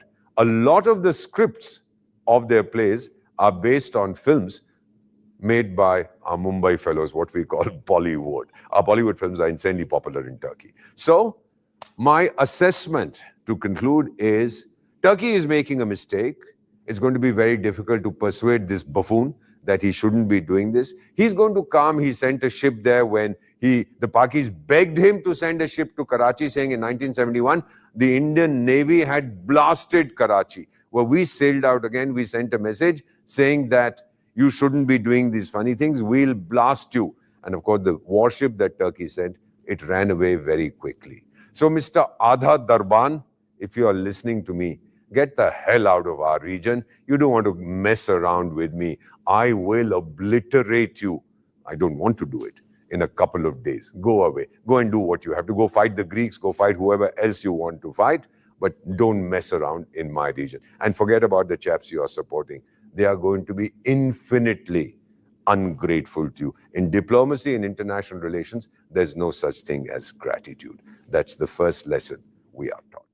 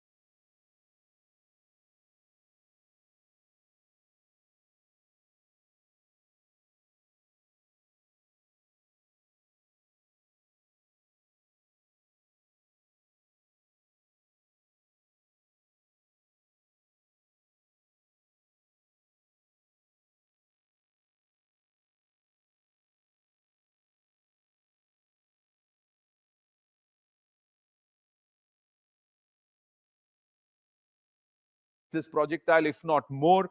And it seems that the head has come off and it's just landed. This seems to be the head of the projectile. उसको तुरंत ही उसको यहाँ पे भी कुछ हाँ थोड़ा सा यहाँ पास कुछ गिरा था वो फिर उसको पुलिस और सेना ने उसको ले लिया तो देखिए यहाँ सेना हमारी पूरी मुस्तैद से तैयार है और उसके साथ साथ माते श्री तनोट राय घंटियालिया वो भी तैयार है जब 1971 में लड़ाई हुआ था तो माते श्री तनोट राय से कोई भी फटा नहीं कोई नुकसान नहीं हुआ अभी भी वैसा ही है कोई भय वगैरह डर की कोई ऐसा नहीं है So basically in this area a lot of bombs and portions of drones that have fallen, that were intercepted, have fallen, and the army had been collecting all of those in with the local police. Yesterday also forensic teams were there in Kishanghat as well as in Ramgarh area and further from here in Tanot as well. All the pieces have been gathered, they've been sent for examination to find out what is the origin and also to find out what could have been the implication if they had We'll exploded. leave it at that. I want to go to this piece of breaking news that MEA briefing has now been confirmed at 10:30 a.m. That is what we are given to understand. This is on Operation Sindoor. Remember, for the last 3 days, it's the Foreign Secretary who's been briefing the contingent of the media. So it will likely be a joint briefing of the MEA as well as officials from the Ministry of Defense. Last 2 days, it was the young women officers from the Indian Air Force and the Indian Army, Wing Commander Singh and Colonel Qureshi. Both of them are also expected to be flanking the Foreign Secretary. But it has been a serious escalation overnight between the 9th and 10th, the night between the 9th and 10th of May. Pakistan, immediately after the announcement of the IMF bailout, has upped the ante in an attempt to try and take out some of the forward air bases of the Indian Air Force. They've targeted the Udhampur Air Force Station. They've targeted Udhampur, of course, is the headquarters of the Indian Army's Northern Army Command. Also tried to hit the Jammu Air Force Station, Pathankot, which is our biggest forward air base. It has some of the squadrons of our 4.5 generation fighter jets. Also over the Sirsa Air Force Station. So multiple Air Force stations the Pakistanis tried to take out overnight. And this is the first sort of rung in the escalation ladder where two states or two armies, two air forces that are trying to take out each other's Air Force stations, because if the enemy cannot scramble his jets, then that is a serious tactical advantage that you have at the starting of any conflict. Siddhant is now joining us with further details. So the MEA briefing at 10:30 a.m., is it just going to be the Foreign Secretary, or is it going to follow the same pattern that we saw the last couple of days, Siddhant, the two young Army and Air Force officers also flanking the Foreign Secretary? Well, so far, Zaka, we have a very limited details, but perhaps it could be the same format what we have been seeing in last three press briefings of Operation Sindoor. In fact, we just got the confirmation from the government that at 10:30 there's going to be the press briefing, the joint press briefing of Ministry of External Affairs and Ministry of Defense. Perhaps there was a briefing which was scheduled early in the morning at around 5:45 a.m. Zaka. That briefing got postponed because the operations were going on. The focus was in the skies, and it was decided to postpone it to 10 a.m. And now we are getting to know that finally, Ministry of External Affairs has announced that there's going to be the joint press conference between Foreign Ministry and Defense Ministry at around 10:30. But this would be the first time that when Indian government will put its record straight as far as the developments which have taken place in last 12 hours, Zaka. Both sides are climbing the escalatory ladder. Perhaps Indian side has taken down the Pak air bases. In fact, Pakistan has attempted to target key Indian military installations. In fact, Fateh missiles have also been used by Pakistan. The attempt to target Sirsa was thought by the Indian forces. So okay, so we're going to come to you as and when that briefing begins. I want to bring you up to speed. If you're joining us at 8:30 this Saturday morning, these are the 5 or 6 big headlines that you need to know. It's been a hot night between India and Pakistan.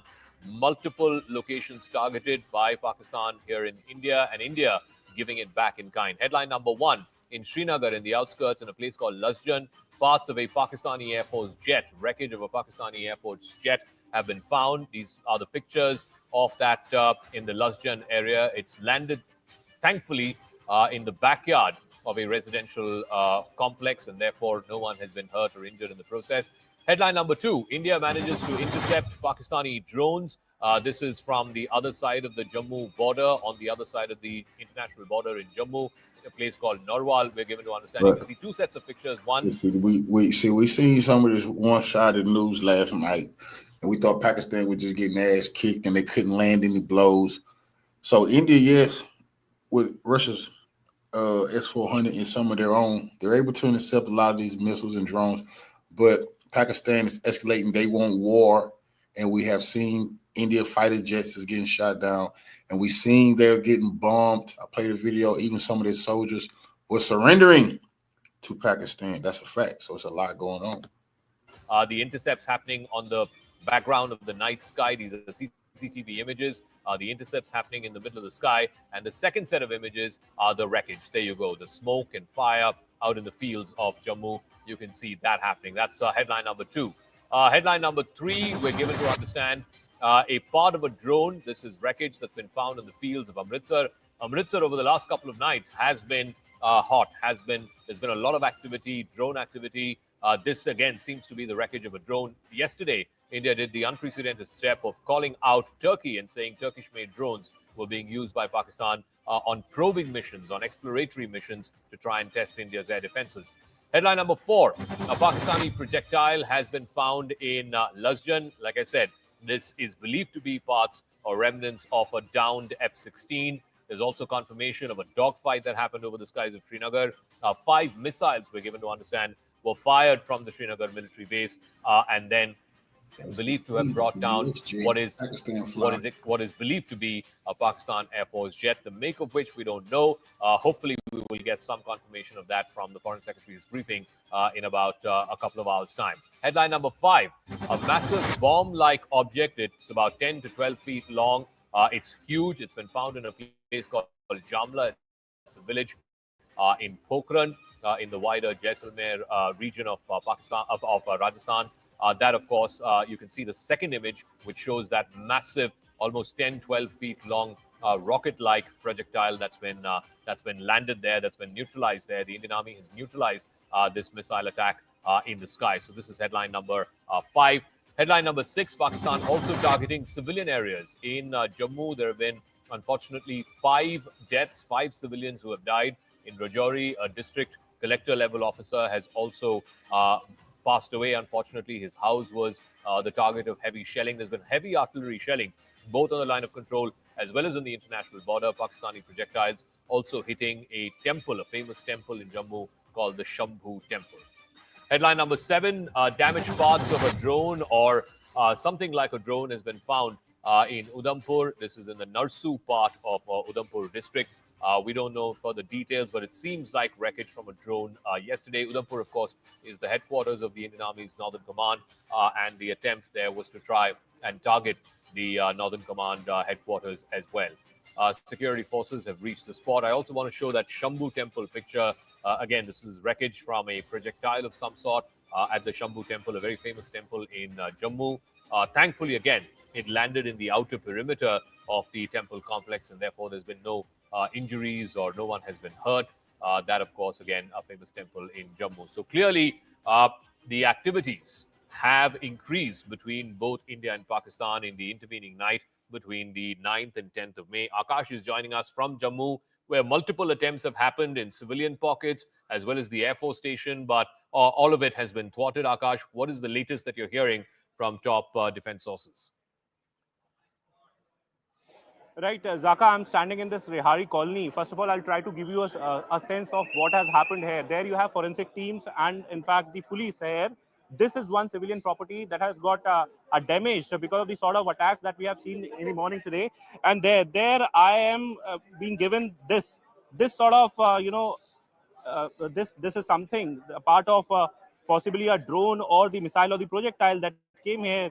And there you see, these are the individuals who have handed over this thing to me, and they are saying that this was a part of the sort of damage and, in fact, the projectile that came here.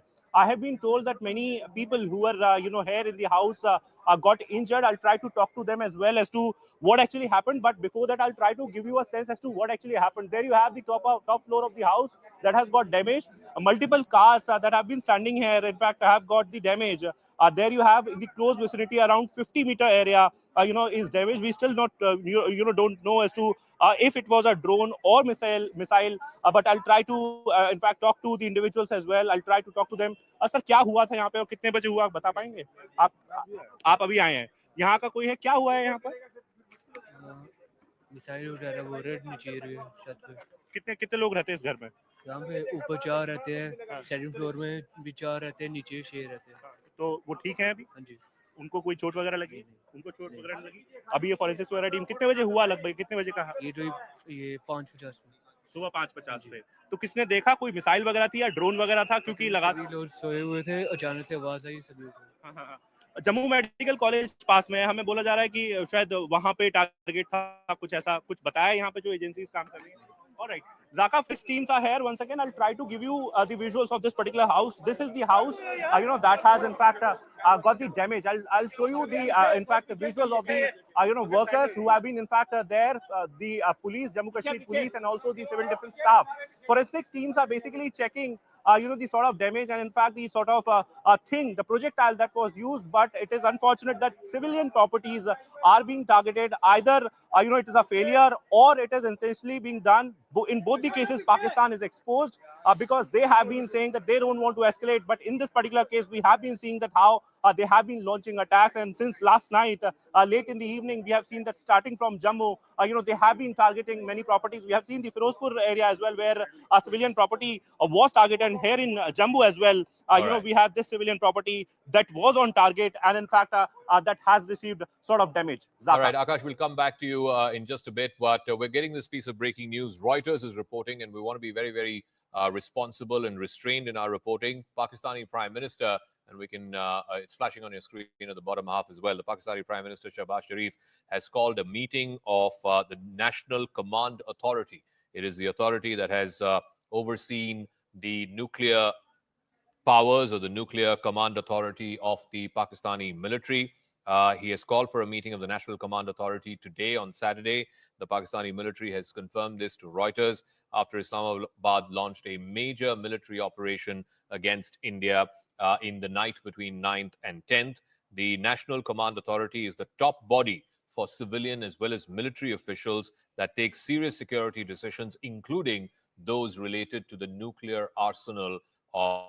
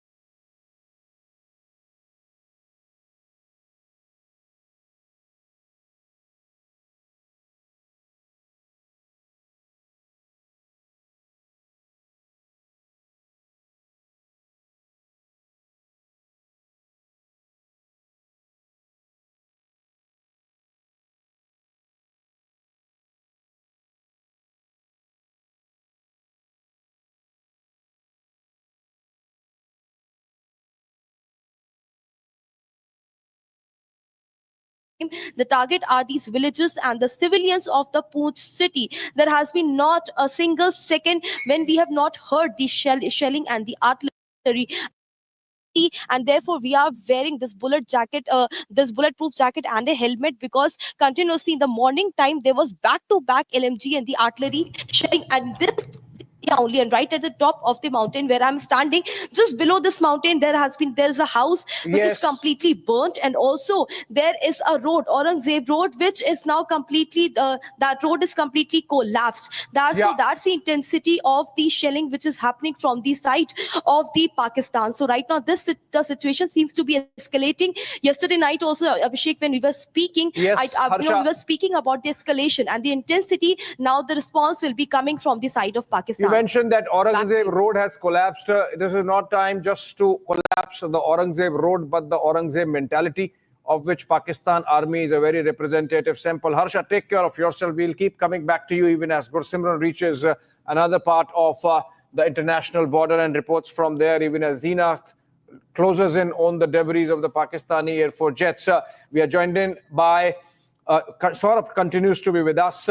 And before I go to our guests, just to get a recap of what has happened over the last 60 minutes, it was confirmed that in a dogfight over the Srinagar airspace, Pakistan lost 2 of its fighter jets, and they have fallen on Indian side. Pakistan lost 3 fighter jets, of which 2 fell on Indian side, 1 on the Pakistani side. And also, we saw parallelly Pakistan continuing to launch some projectiles, including missiles, into Indian airspace, which have been successfully downed and tackled by very active air defense systems of India and the IAF. Of course, there are dogfights going on as we speak over the North Indian skies. Indian combat air patrols tackling the Pakistani Air Force. There is a clear case of escalation. Pakistan has targeted our military installations, not just military installations in Udhampur, Pathankot, and areas like Srinagar, but also civilian population in Jammu, trying to target a temple also, Temple Aap Shambhu, which is a very famous and sacred temple for the Kashmiri Pandit community in Jammu. Before we go to Gursimran, quick comments, because we are building up to our press conference at 10:30 a.m. And before that, parallelly, there would be a National Command Authority meeting of Pakistan, which deals with nuclear weapons. So is Pakistan nuclear saber rattling? Guest with us, Brigadier retired Rajan Jamwal. And Saurabh continues to be with us. In a bit, we are going to be joined in by Air Marshal Sanjeev Kapoor. Can I take with your permission, Saurabh, take a dip with Gursimran? He's live from a different location. He has, I believe, completed his travel. Gursimran, over to you. Please tell us what's the latest. Abhishek, right now we are at the Indo-Pakistan international border in the Araspura sector. Here the firing is going on. I'll request Sarjeevan to show you that the firing is going on between the border security force and the Pakistani Rangers. The Pakistani Rangers have started targeting the locations of the civilians, and that's why this area close to the international border has been closed. We have taken a shelter at a place, and in the background, I assume that you will be in a position to hear the loud bangs, because Pakistan is targeting the civilian areas. All the civilian areas are now under threat. All the houses that you see, they are under the range of the Pakistani shelling that is taking place. So this is what I am getting to know, that in the Araspura, in the Oktrai area, in the Arnia sector, everywhere there is a heavy shelling that is going on. That means Pakistan is now targeting these areas. They want to inflict maximum damage to the civilian population, and that's why they have escalated this situation on the international border. BSF has also come out with a statement. They have said that the Pakistan unprovokedly resorted to the heavy firing on the international border late last night around 9 p.m. Late last night, I beg your pardon. And then there has been a heavy retaliation. There have been losses to the Pakistani posts that are there. I'll request Sarjeevan to show you that is the Oktrai post that where we used to travel without any kind of a restriction. But now what has happened, that this entire area that you see close to me, this has come under fire. Pakistan is now firing the 120 mm mortar shells, 151 mm mortar shells into these areas, so that they can cause many damage to this civilian population. Abhishek. Right, Gursimran, these are pictures of active engagement happening between the two sides. Gursimran reporting from a safe distance. Gursimran, keep safe, take care of yourself, because as we said in the morning, this is going to be the long haul. Harsha, in the meanwhile, has reached a different location. Harsha, how far have you traveled from your earlier location, and is there an update? Is there something different happening? We can see some smoke billowing behind you. What's happening? So yes, Abhishek, I traveled almost 20 kilometers at night last when we spoke. I was 20 kilometers away from the place I'm standing right now, because to get a proper visual from all the sides wherever Pakistan has guided the artillery shelling, and right now at different vantage point, the smokes could be seen. Smokes could be seen from wherever the shells have been dropped from the side of Pakistan. Also, you could clearly hear also from the Digwar and from the Mender side as well, from Sagara region as well, how the shells there's a continuous sound of the shells in the air, and that's what we have been witnessing since morning 5 o'clock. There was a high intensity for almost 1 hour. We have given those visuals also. Continuously for 1 hour, there was no stopping from any side, from all these sides, all the sides of the Pakistan. There was the artillery shelling. They started it, and then in response, India responded heavily. And there was also three drones 5:30 a.m. in the morning, which were intercepted right here. At this part only, the drones were intercepted. So the sounds are clearly continuously, the shelling sounds we keep on hearing. And also there are several houses at the top of the mountain where I'm standing. Just 20 meters below me, there are almost 5 to 6 houses completely burnt. There are 4 vehicles that are completely turned into ashes. Also, 1 casualty has been reported from Punch. Because of the security measures, the advisory has been issued to all the border villages which are near to the LC that no one should step outside. Everyone should stay intact inside and in the bunkers. So clearly we understand that this is going to heat up tonight as well. Back to you. Going to heat up, and before that, the briefings and the meetings are going to heat up things. They're already hot. The India-Pakistan frontier is hot. India and Pakistan are in a state of war, and this war is of Pakistan's choosing. Pakistan has chosen to start it. India will choose to end it at its own terms. On that note, can I go to guests quickly for a quick comment? Okay, HUTF missiles used. Components of the missile found on the ground are of HUTF make of Pakistan. Pakistan's HUTF missile has been found, and that's a missile that Pakistan has. It is land-based tactical and battlefield range ballistic missile, and this is not exactly the most powerful missile of Pakistan, but it has a range of about 70 kilometers, and that's why perhaps used in Srinagar, Battle of Srinagar in the morning, 70-kilometer range, 500 kg warhead. Shawan, more information on this. What's the latest on this?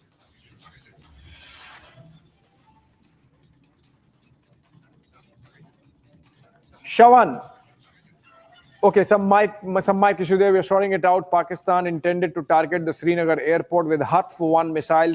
It has a range of 70 kilometers and can carry a payload of 500 kilograms, a warhead of 500 kgs. The HUTF-1 missile is probably was deployed and has taken a hit because the Pakistani jets carrying it were downed. No, HUTF is actually a land-based missile, so it was a separate missile attack targeting Srinagar, is what is our understanding. Is my understanding right, Shawan? What can you tell us about this HUTF missile debris found from outside Srinagar?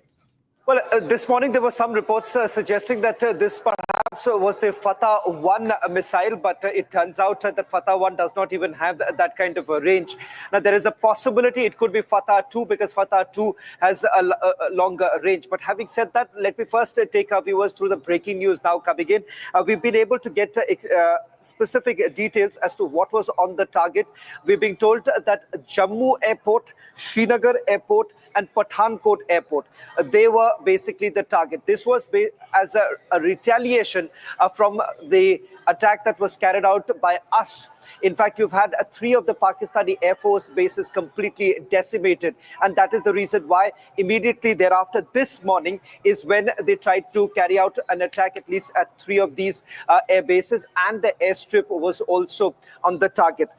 As far as the Pakistani air formation is concerned, the Pakistani air formation was essentially headed towards Srinagar. Remember, the distance is not much. It is roughly about a little over 50 kilometers. So the distance is not much for them to basically cross over, and that was the target. The dogfight that we are being reporting about, I'm given to understand that where Pakistan has faced some major losses. You are reporting, Abhishek, it's 3. As far as 2 of them, the pilots have already ejected. As we speak, the search operation is being still carried out because they're trying to find the location of these pilots that have ejected. There is also one more detail that I've been able to pick up is with regards to the other target, that is the Northern Command headquarters in Udhampur, where right now the situation has been brought under control, but no movement order has essentially been issued because right now most of these military installations are the biggest targets.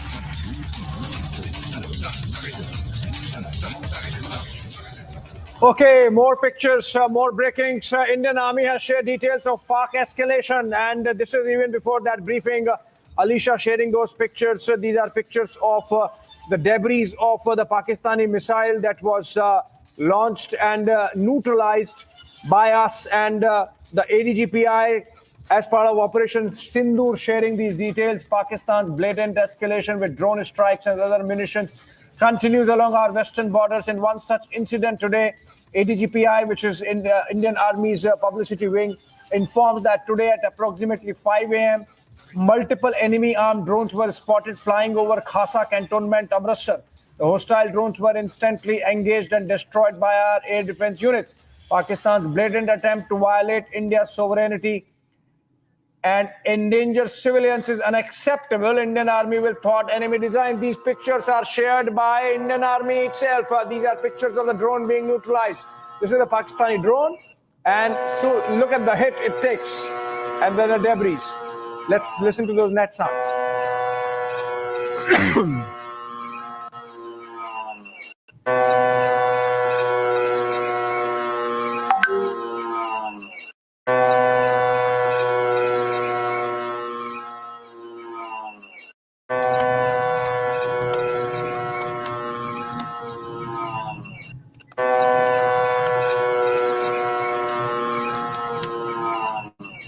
This on your screen right now. This is the interception. The moment the interception has taken over place at Amritsar. Now, important to highlight here, it is an armed Pakistani drone.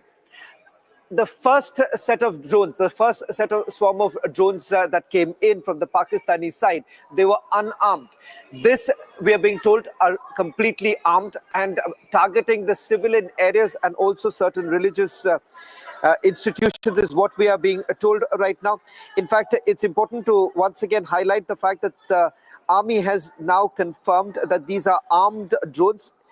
This morning, according to the statement that has now been issued by the Indian Army, they've said that Pakistan's blatant escalation with drone strike and other munitions continues along our western borders. In one such incident today at approximately 5 o'clock this morning, multiple enemy armed drones were spotted flying over Khasa Cant in Amritsar. The hostile drones were instantly engaged and destroyed by our air defense units. Pakistan's blatant attempt to violate India's sovereignty and endanger civilians is unacceptable. On your screens right now, this is about the drones that have been used. Now, let me also tell you these armed drones that have been used, which have been used by Pakistan to attack yesterday. This is the Assist Guard Songar drones, which have been developed in Turkey. They are basically they are the armed UAV that is designed for tactical military and security operations.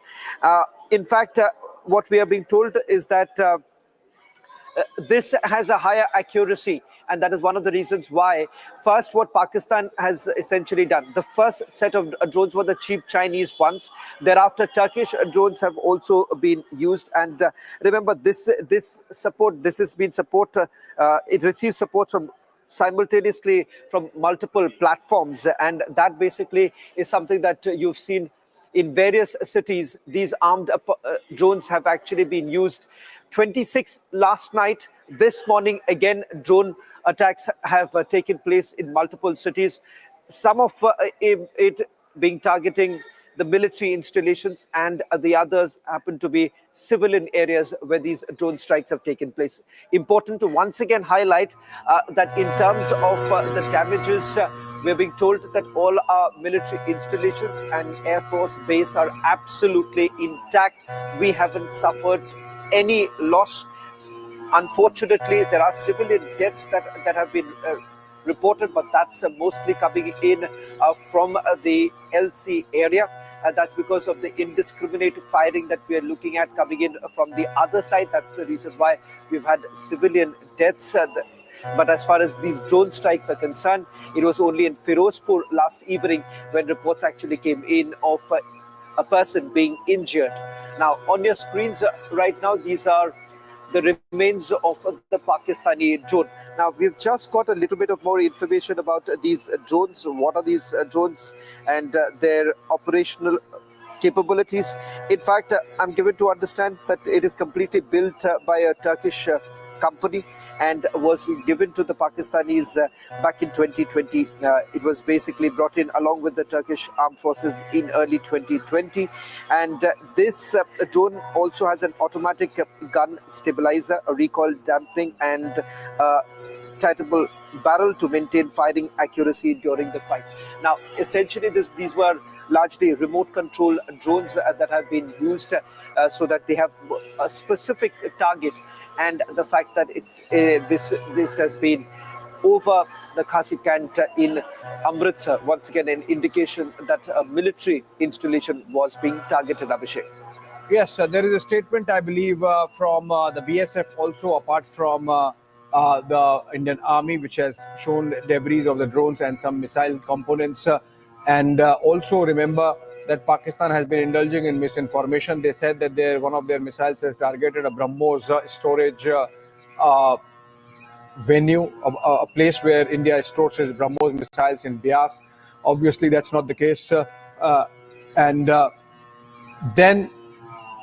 Then we had Pakistan claiming that one of India's S-400 systems has been destroyed based out of Adampur. Again, not the right information. I'm told Lalit Sharma now joins us live. He's reporting from Punjab border. And Lalit, from where you are reporting, can you quickly tell us what's happening around you? He's reporting from Pathankot. Lalit, over to you. Pathankot, what's happening?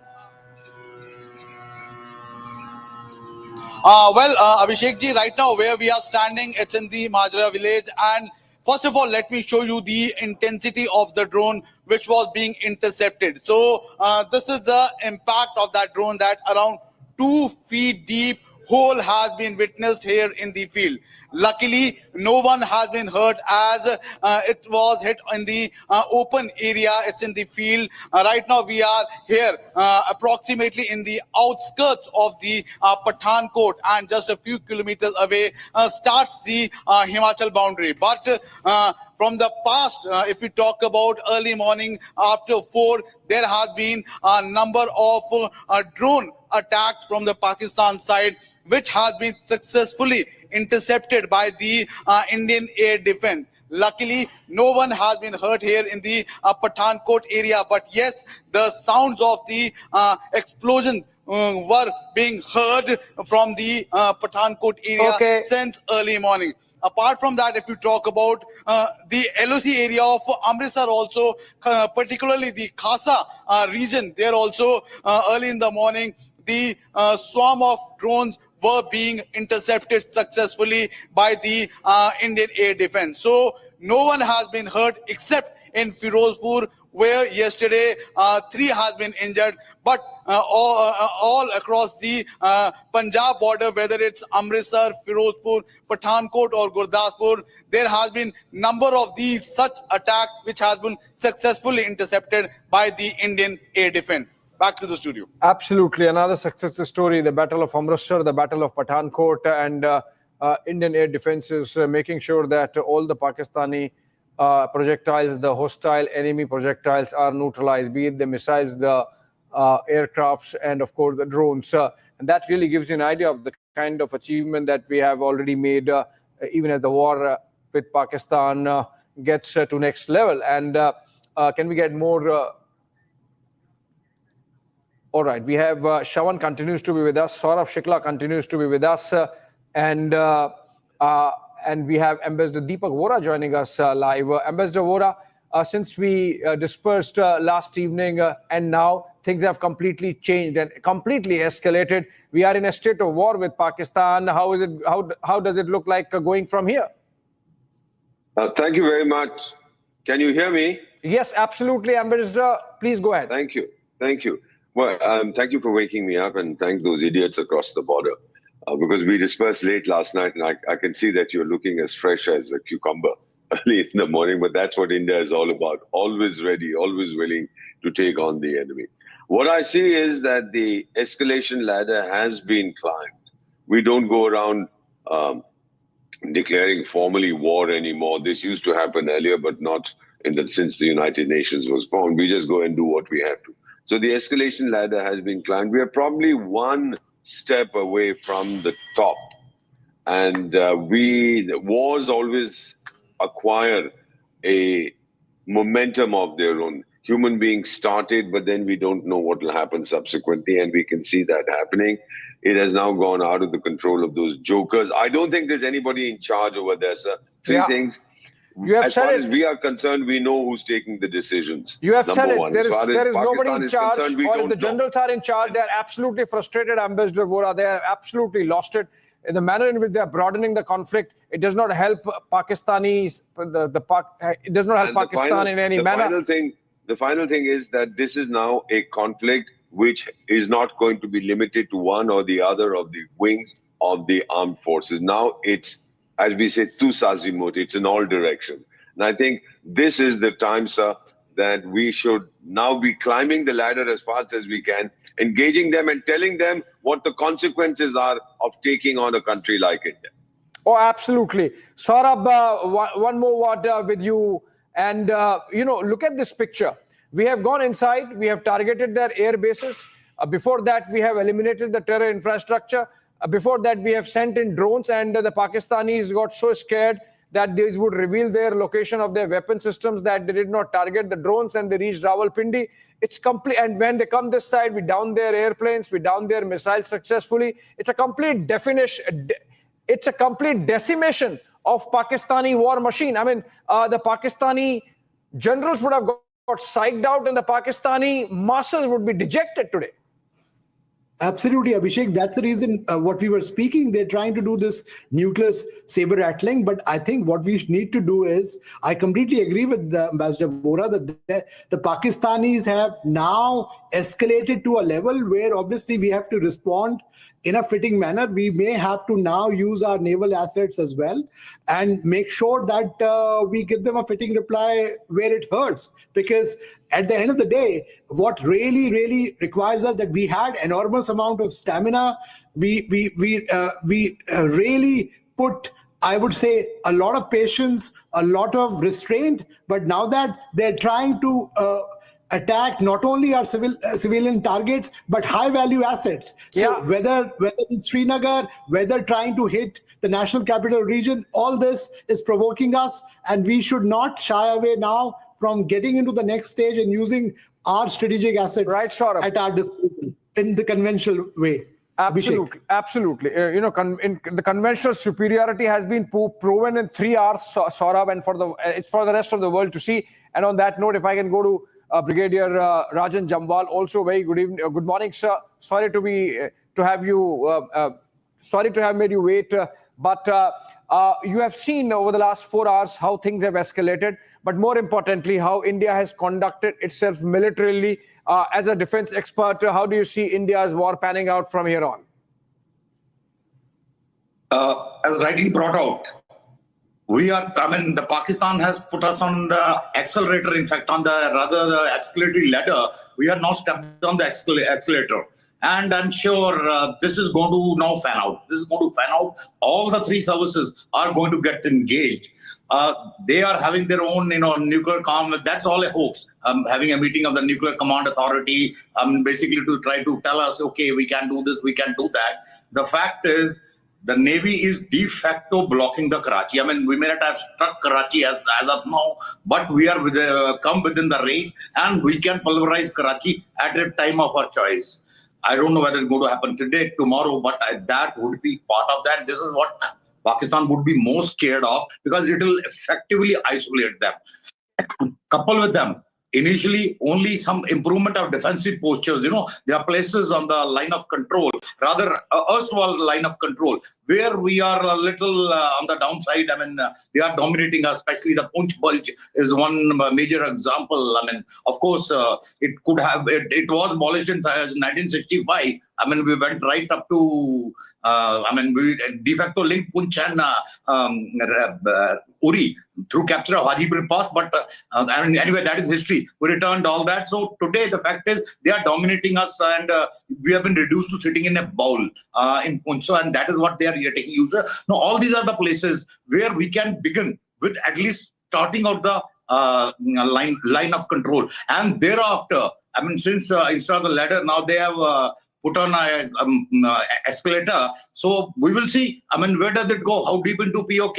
And probably deep into the Pakistan Punjab. How deep it goes, thereafter, it is anybody's guess. But what I think is, both sides were till now trying to, gauge each other, what you call in military terms, preparation of battlefield or battlefield isolation. Now we are trying to gauge the gaps in each other's defenses. That's why the Pakis also send, this dummy kind of drones. And I wonder what kind of intelligence they gathered. Despite the dummy kind of drones that they sent, they were really dumb drones, perhaps, because Brigadier Jamwal, we still could strike their air bases. We could still neutralize those runways and effectively, compromise their air defenses. So obviously, the Pakistanis did not gather anything. Because we were very focused. What we did was, on the first 2 nights only, we created a gap between Akhnur and Fazilka. That is almost their complete Pakistan Punjab, this thing,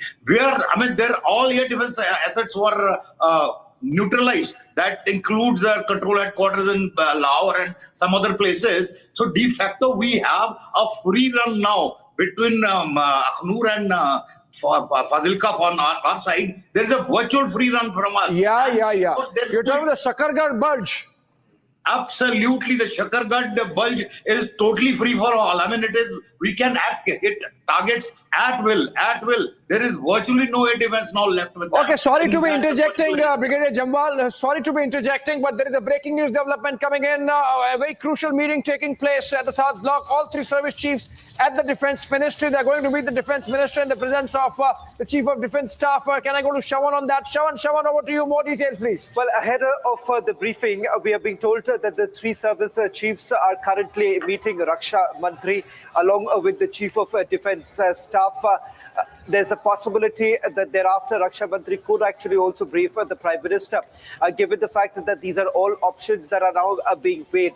We haven't got any information with regards to whether at all they have also discussed what's exactly on the agenda right now, because what they have been able to do so far is a recap of what's happened in Srinagar, because remember that was the ongoing situation, but that too now we are given to understand has been brought under control, and the Raksha Mantri has already been informed about the fact that the matter has been brought under control in Srinagar. But having said that, remember, we're talking about a major escalation on the part of the Pakistanis. First, it's a clear airspace violation.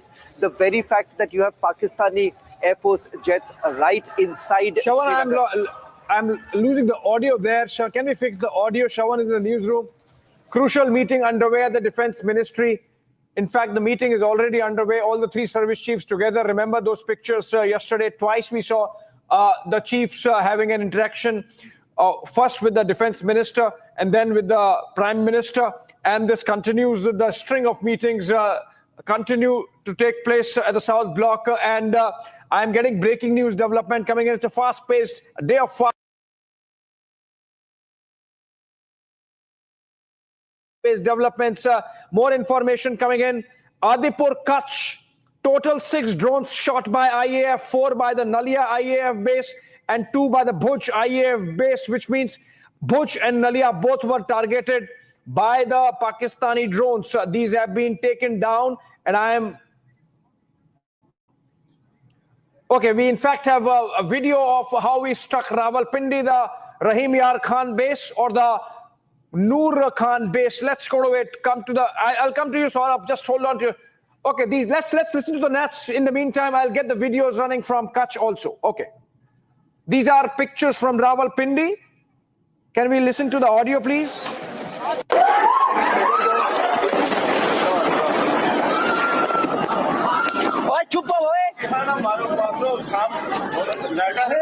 Data शाटा बंद करी छोड़ो, सब कुछ बंद करो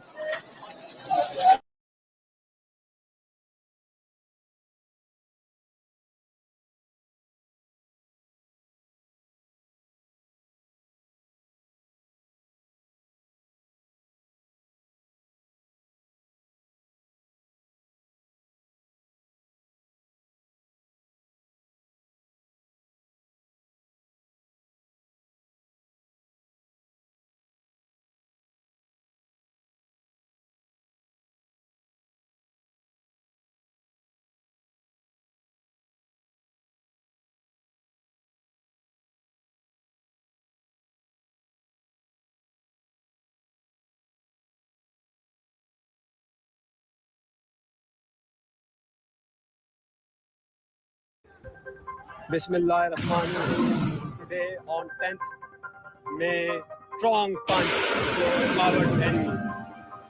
Alhamdulillah. Nare Allah.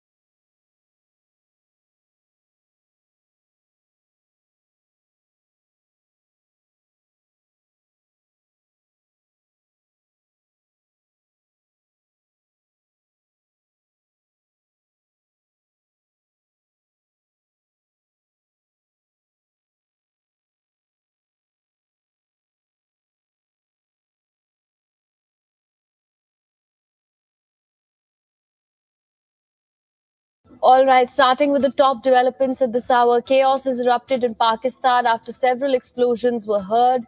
This comes a few hours after Pakistan launched a late-night attack on India's western states, which India's air defense system completely foiled. Sounds of explosion and fire seen at what is being identified as Pakistan's Noor Khan Air Base near Chaklala in Rawalpindi. In Punjab province, Murid Air Base and Rafiki Air Base of Shorkot has witnessed similar scenes. According to the Pakistani media reports, multiple explosions were also heard in Lahore, Pakistan's Gujarat, Sialkot, Sheikhupura and parts of Pakistan-occupied Kashmir. Explosions also heard in and around Islamabad. The capital had earlier gone into a blackout. So this is the latest that we're getting at the moment.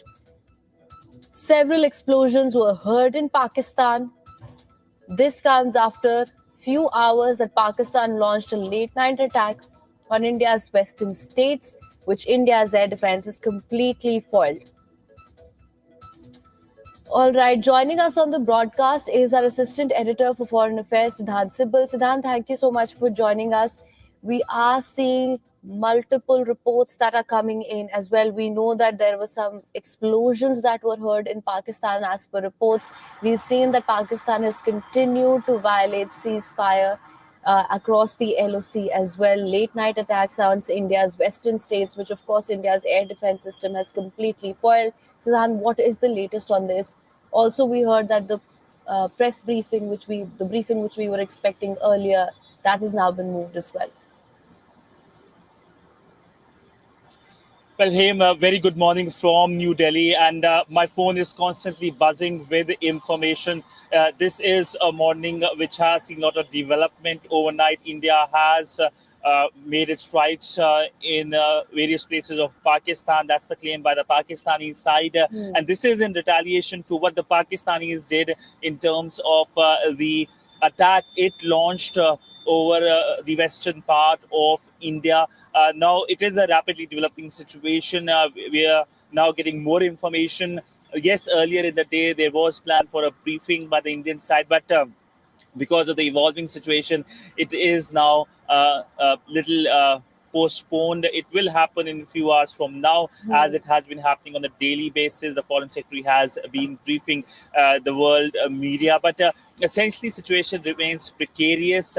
It remains delicate. There's a lot of information warfare coming from Pakistan. Many of the information warfare are directed to create chaos here in India. But clearly, India has been able to send a strong message to Pakistan when it comes to its fight against terrorism.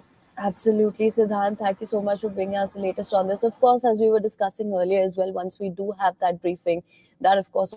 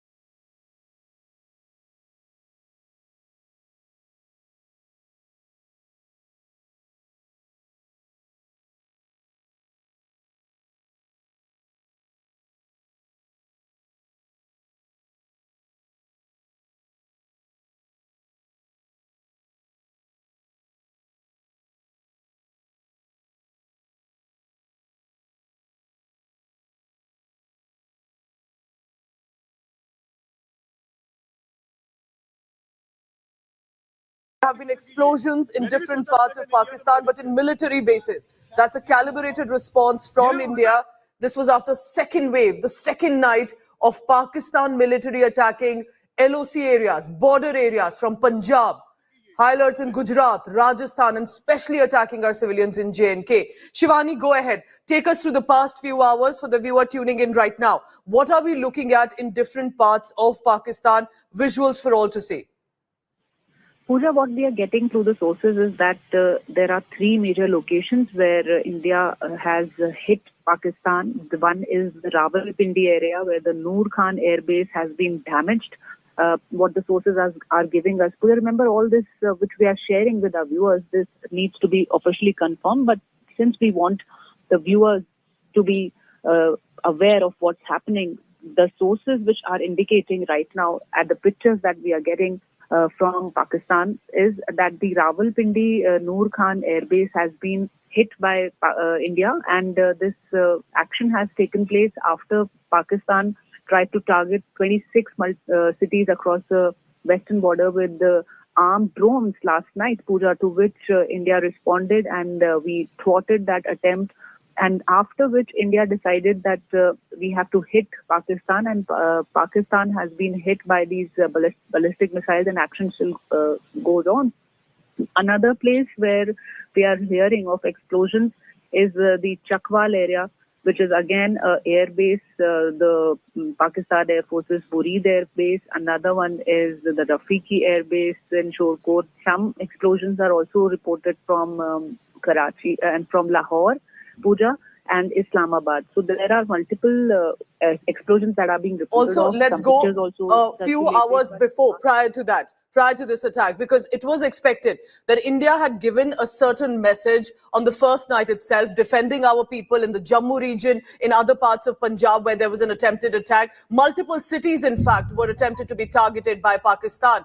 But India managed with its air defense systems to protect its civilian population. What is the reason you believe that this strike has happened? Tell us about how Pakistan again tried to target multiple cities, multiple states of India. Pooja, see, what happened after Pahalgam was Operation Sindoor, and since then Pakistan was quite uncomfortable. It tried to target across the western border using drones, which were thwarted by the shield of our air defense systems. And yesterday we heard in the MEA briefing that India had exposed Pakistan of not closing its airspace while these strikes were happening, and it was expecting a strike back from India. And once again, India called for restraint. India called that we do not want this action or escalation further. But Pakistan did not mind its ways. It did not listen to what India had been giving. And very important point here, Pooja, that Pakistan tried to target the religious places, including big religious places, the Gurudwaras, especially in Punjab and Amritsar area. That was already made a point of in the MEA briefing by the Foreign Secretary.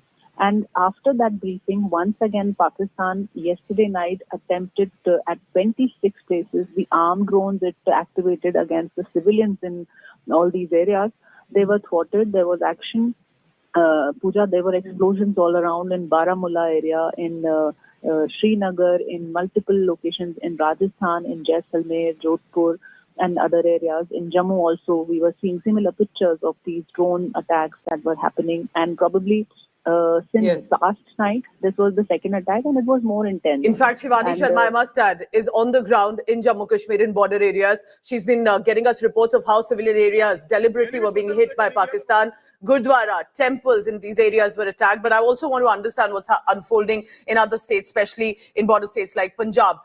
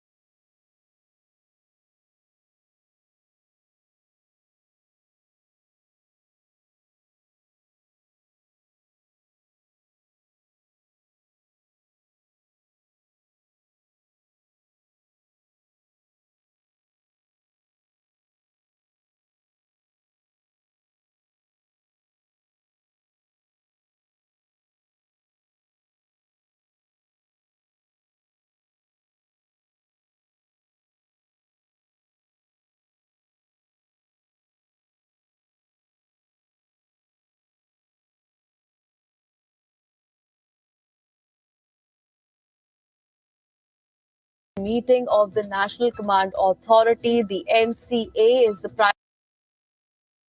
primary body which is responsible for Pakistan's nukes. This is the first publicly known meeting for Pakistan's nukes by the NCA since February 2019. This is debris from either a missile or a jet that is being found in Lasjan area as well. This is the latest that we were getting from what we were talking about, talking to with Idris as well. So these are the details that we're getting at the moment. The latest is that the Pakistan Prime Minister has summoned the meeting of the National Command Authority, the NCA, which is the body responsible for Pakistan's nukes. And from what we do know at the moment, this is the first publicly known meeting for Pakistan's nukes by the NCA since February 2019.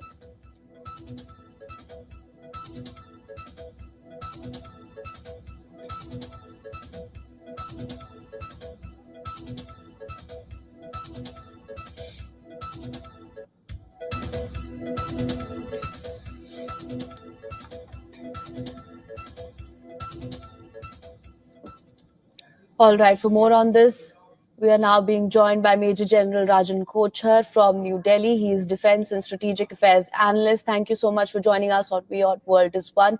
As you must have just heard, this is the breaking news that we're getting at the moment as well, that the Pakistan Prime Minister has summoned the NCA, and this is perhaps the first meeting since 2019. How do you assess this development? First of all, I think this should not be viewed right now that Pakistan would be resorting to some kind of a misadventure in terms of a nuclear strike, because we know that Pakistan has tactical nuclear weapons.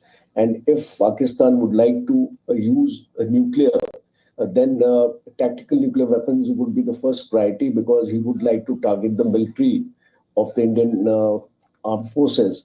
Now, taking that into account, I think this is a meeting trying to assess the possibilities of a future strike, because considering the mindset of the present Army Chief of Pakistan, General Munir, I will not be able to discount the possibility of Pakistan using nuclear weapons in the near future, depending upon how the battle progresses. Because in their nuclear doctrine, there are two important things. The first is they believe in a first use policy, and second is they believe in a full spectrum, because earlier, prior to 1998, their nuclear doctrine was focused on a limited spectrum. That was changed to a full spectrum. That means that in case they want to use nuclear weapons, you know, it will be all across. And a third important aspect here is that it is a near comparable nuclear capability between India and Pakistan. Presently, as per official records, Pakistan has got 170 nuclear warheads. So, and India also has around the same number. So, I think it would be suicidal for Pakistan to even think of launching a nuclear strike on India, because the repercussions on Pakistan will be tremendous. If he's able to address a region of, say, 200 kilometers by 200 kilometers in India, I think the entire Pakistan will get decimated, especially Punjab and Sindh areas. Because for Pakistan, the vulnerability is Punjab and Sindh, Karachi, Rawalpindi, Islamabad. So I don't think Pakistan would be so foolhardy to venture into it. But considering the mindset of the present Pakistani chief, because though we say that the authority for a nuclear strike is vested in the Prime Minister of Pakistan and his cabinet, but we very well know who calls the shot in Pakistan. Absolutely, Major General. But just to expand on that further, you've pretty much summarized this for us. But Pakistan has been raising the nuclear bogey time and time again. Several ministers, beginning with the defense minister, the railway minister, they've constantly raised it. One would say that when Operation Sindoor happened, we did call their bluff. And is it time for now the world and India to call their bluff again? Because we've seen this happen repeatedly. A very good question. You see, what happens is when two armed forces are not matched in terms of strength with each other, like, for example, if I draw out a short comparison between the Pakistan army and the Indian army, 2:1 in terms of tanks, in terms of artillery guns, and in terms of manpower, because Pakistan army is 5.6 lakhs, we are twice the number. And if you look at Pakistan Air Force, they have around 350 aircrafts, and we have almost around 650 to 700. If you look at the Navy, the ratio is 3:1 in our favor, and they don't have an aircraft carrier. A number of warships are only 17 or 18. We have got, 31, and we have got in excess of 100. And somebody is also, it's almost twice the number we have. So when two forces are not properly matched, the nuclear rhetoric will have to be played by them, because that is the only way they can prevent a conventional war with India to threaten us, because Pakistan does not want to get into war. Let me tell you, whatever is happening today, it is attrition. It is a war of attrition. He's trying to escalate every day. He started with shelling, then he graduated to drones, he graduated to missiles, and now the fighter aircrafts today morning. So he is slowly climbing the escalatory ladder. I don't think he will get into a ground operation, because if he does that, then possibly he will face heavy losses. So I think that's why this nuclear rhetoric has been started by him today. All right. Thank you so much for explaining that. And also thank you so much for mentioning conventional warfare, because that is something that has come up in the discussions a lot. And in light of that, I wanted to ask you, how significant do you see the roles of drones, loitering munitions, and asymmetric warfare? Do you think that's where we're headed? A tremendously important role. If you just go back to two latest wars, Azerbaijan and Armenia. Azerbaijan got its drones from Turkey, Bayraktar drones. These drones played merry hell with the T-72 tanks of Armenia and totally wiped out the entire tanks which were deployed in the war zone. Come to Ukraine-Russia war, we have seen how Ukraine has used its drones more effectively than Russia, because of the inferiority in their strength. So a similar kind of an example, if you compare Pakistan to Ukraine, in the present war, we also saw that America was behind Ukraine. We see China and Turkey behind Pakistan. And Pakistan is drawing its strength from China and Turkey today. And that is why it is being so belligerent in his approach towards India. We have seen this war unfolding. Pakistan is launching at an average 400 drones to 500 drones in each attack. And this is a low-cost option because not much of your financial cost is going to affect Pakistan, because you are aware that Pakistan's economy may not permit a long-drawn war with India.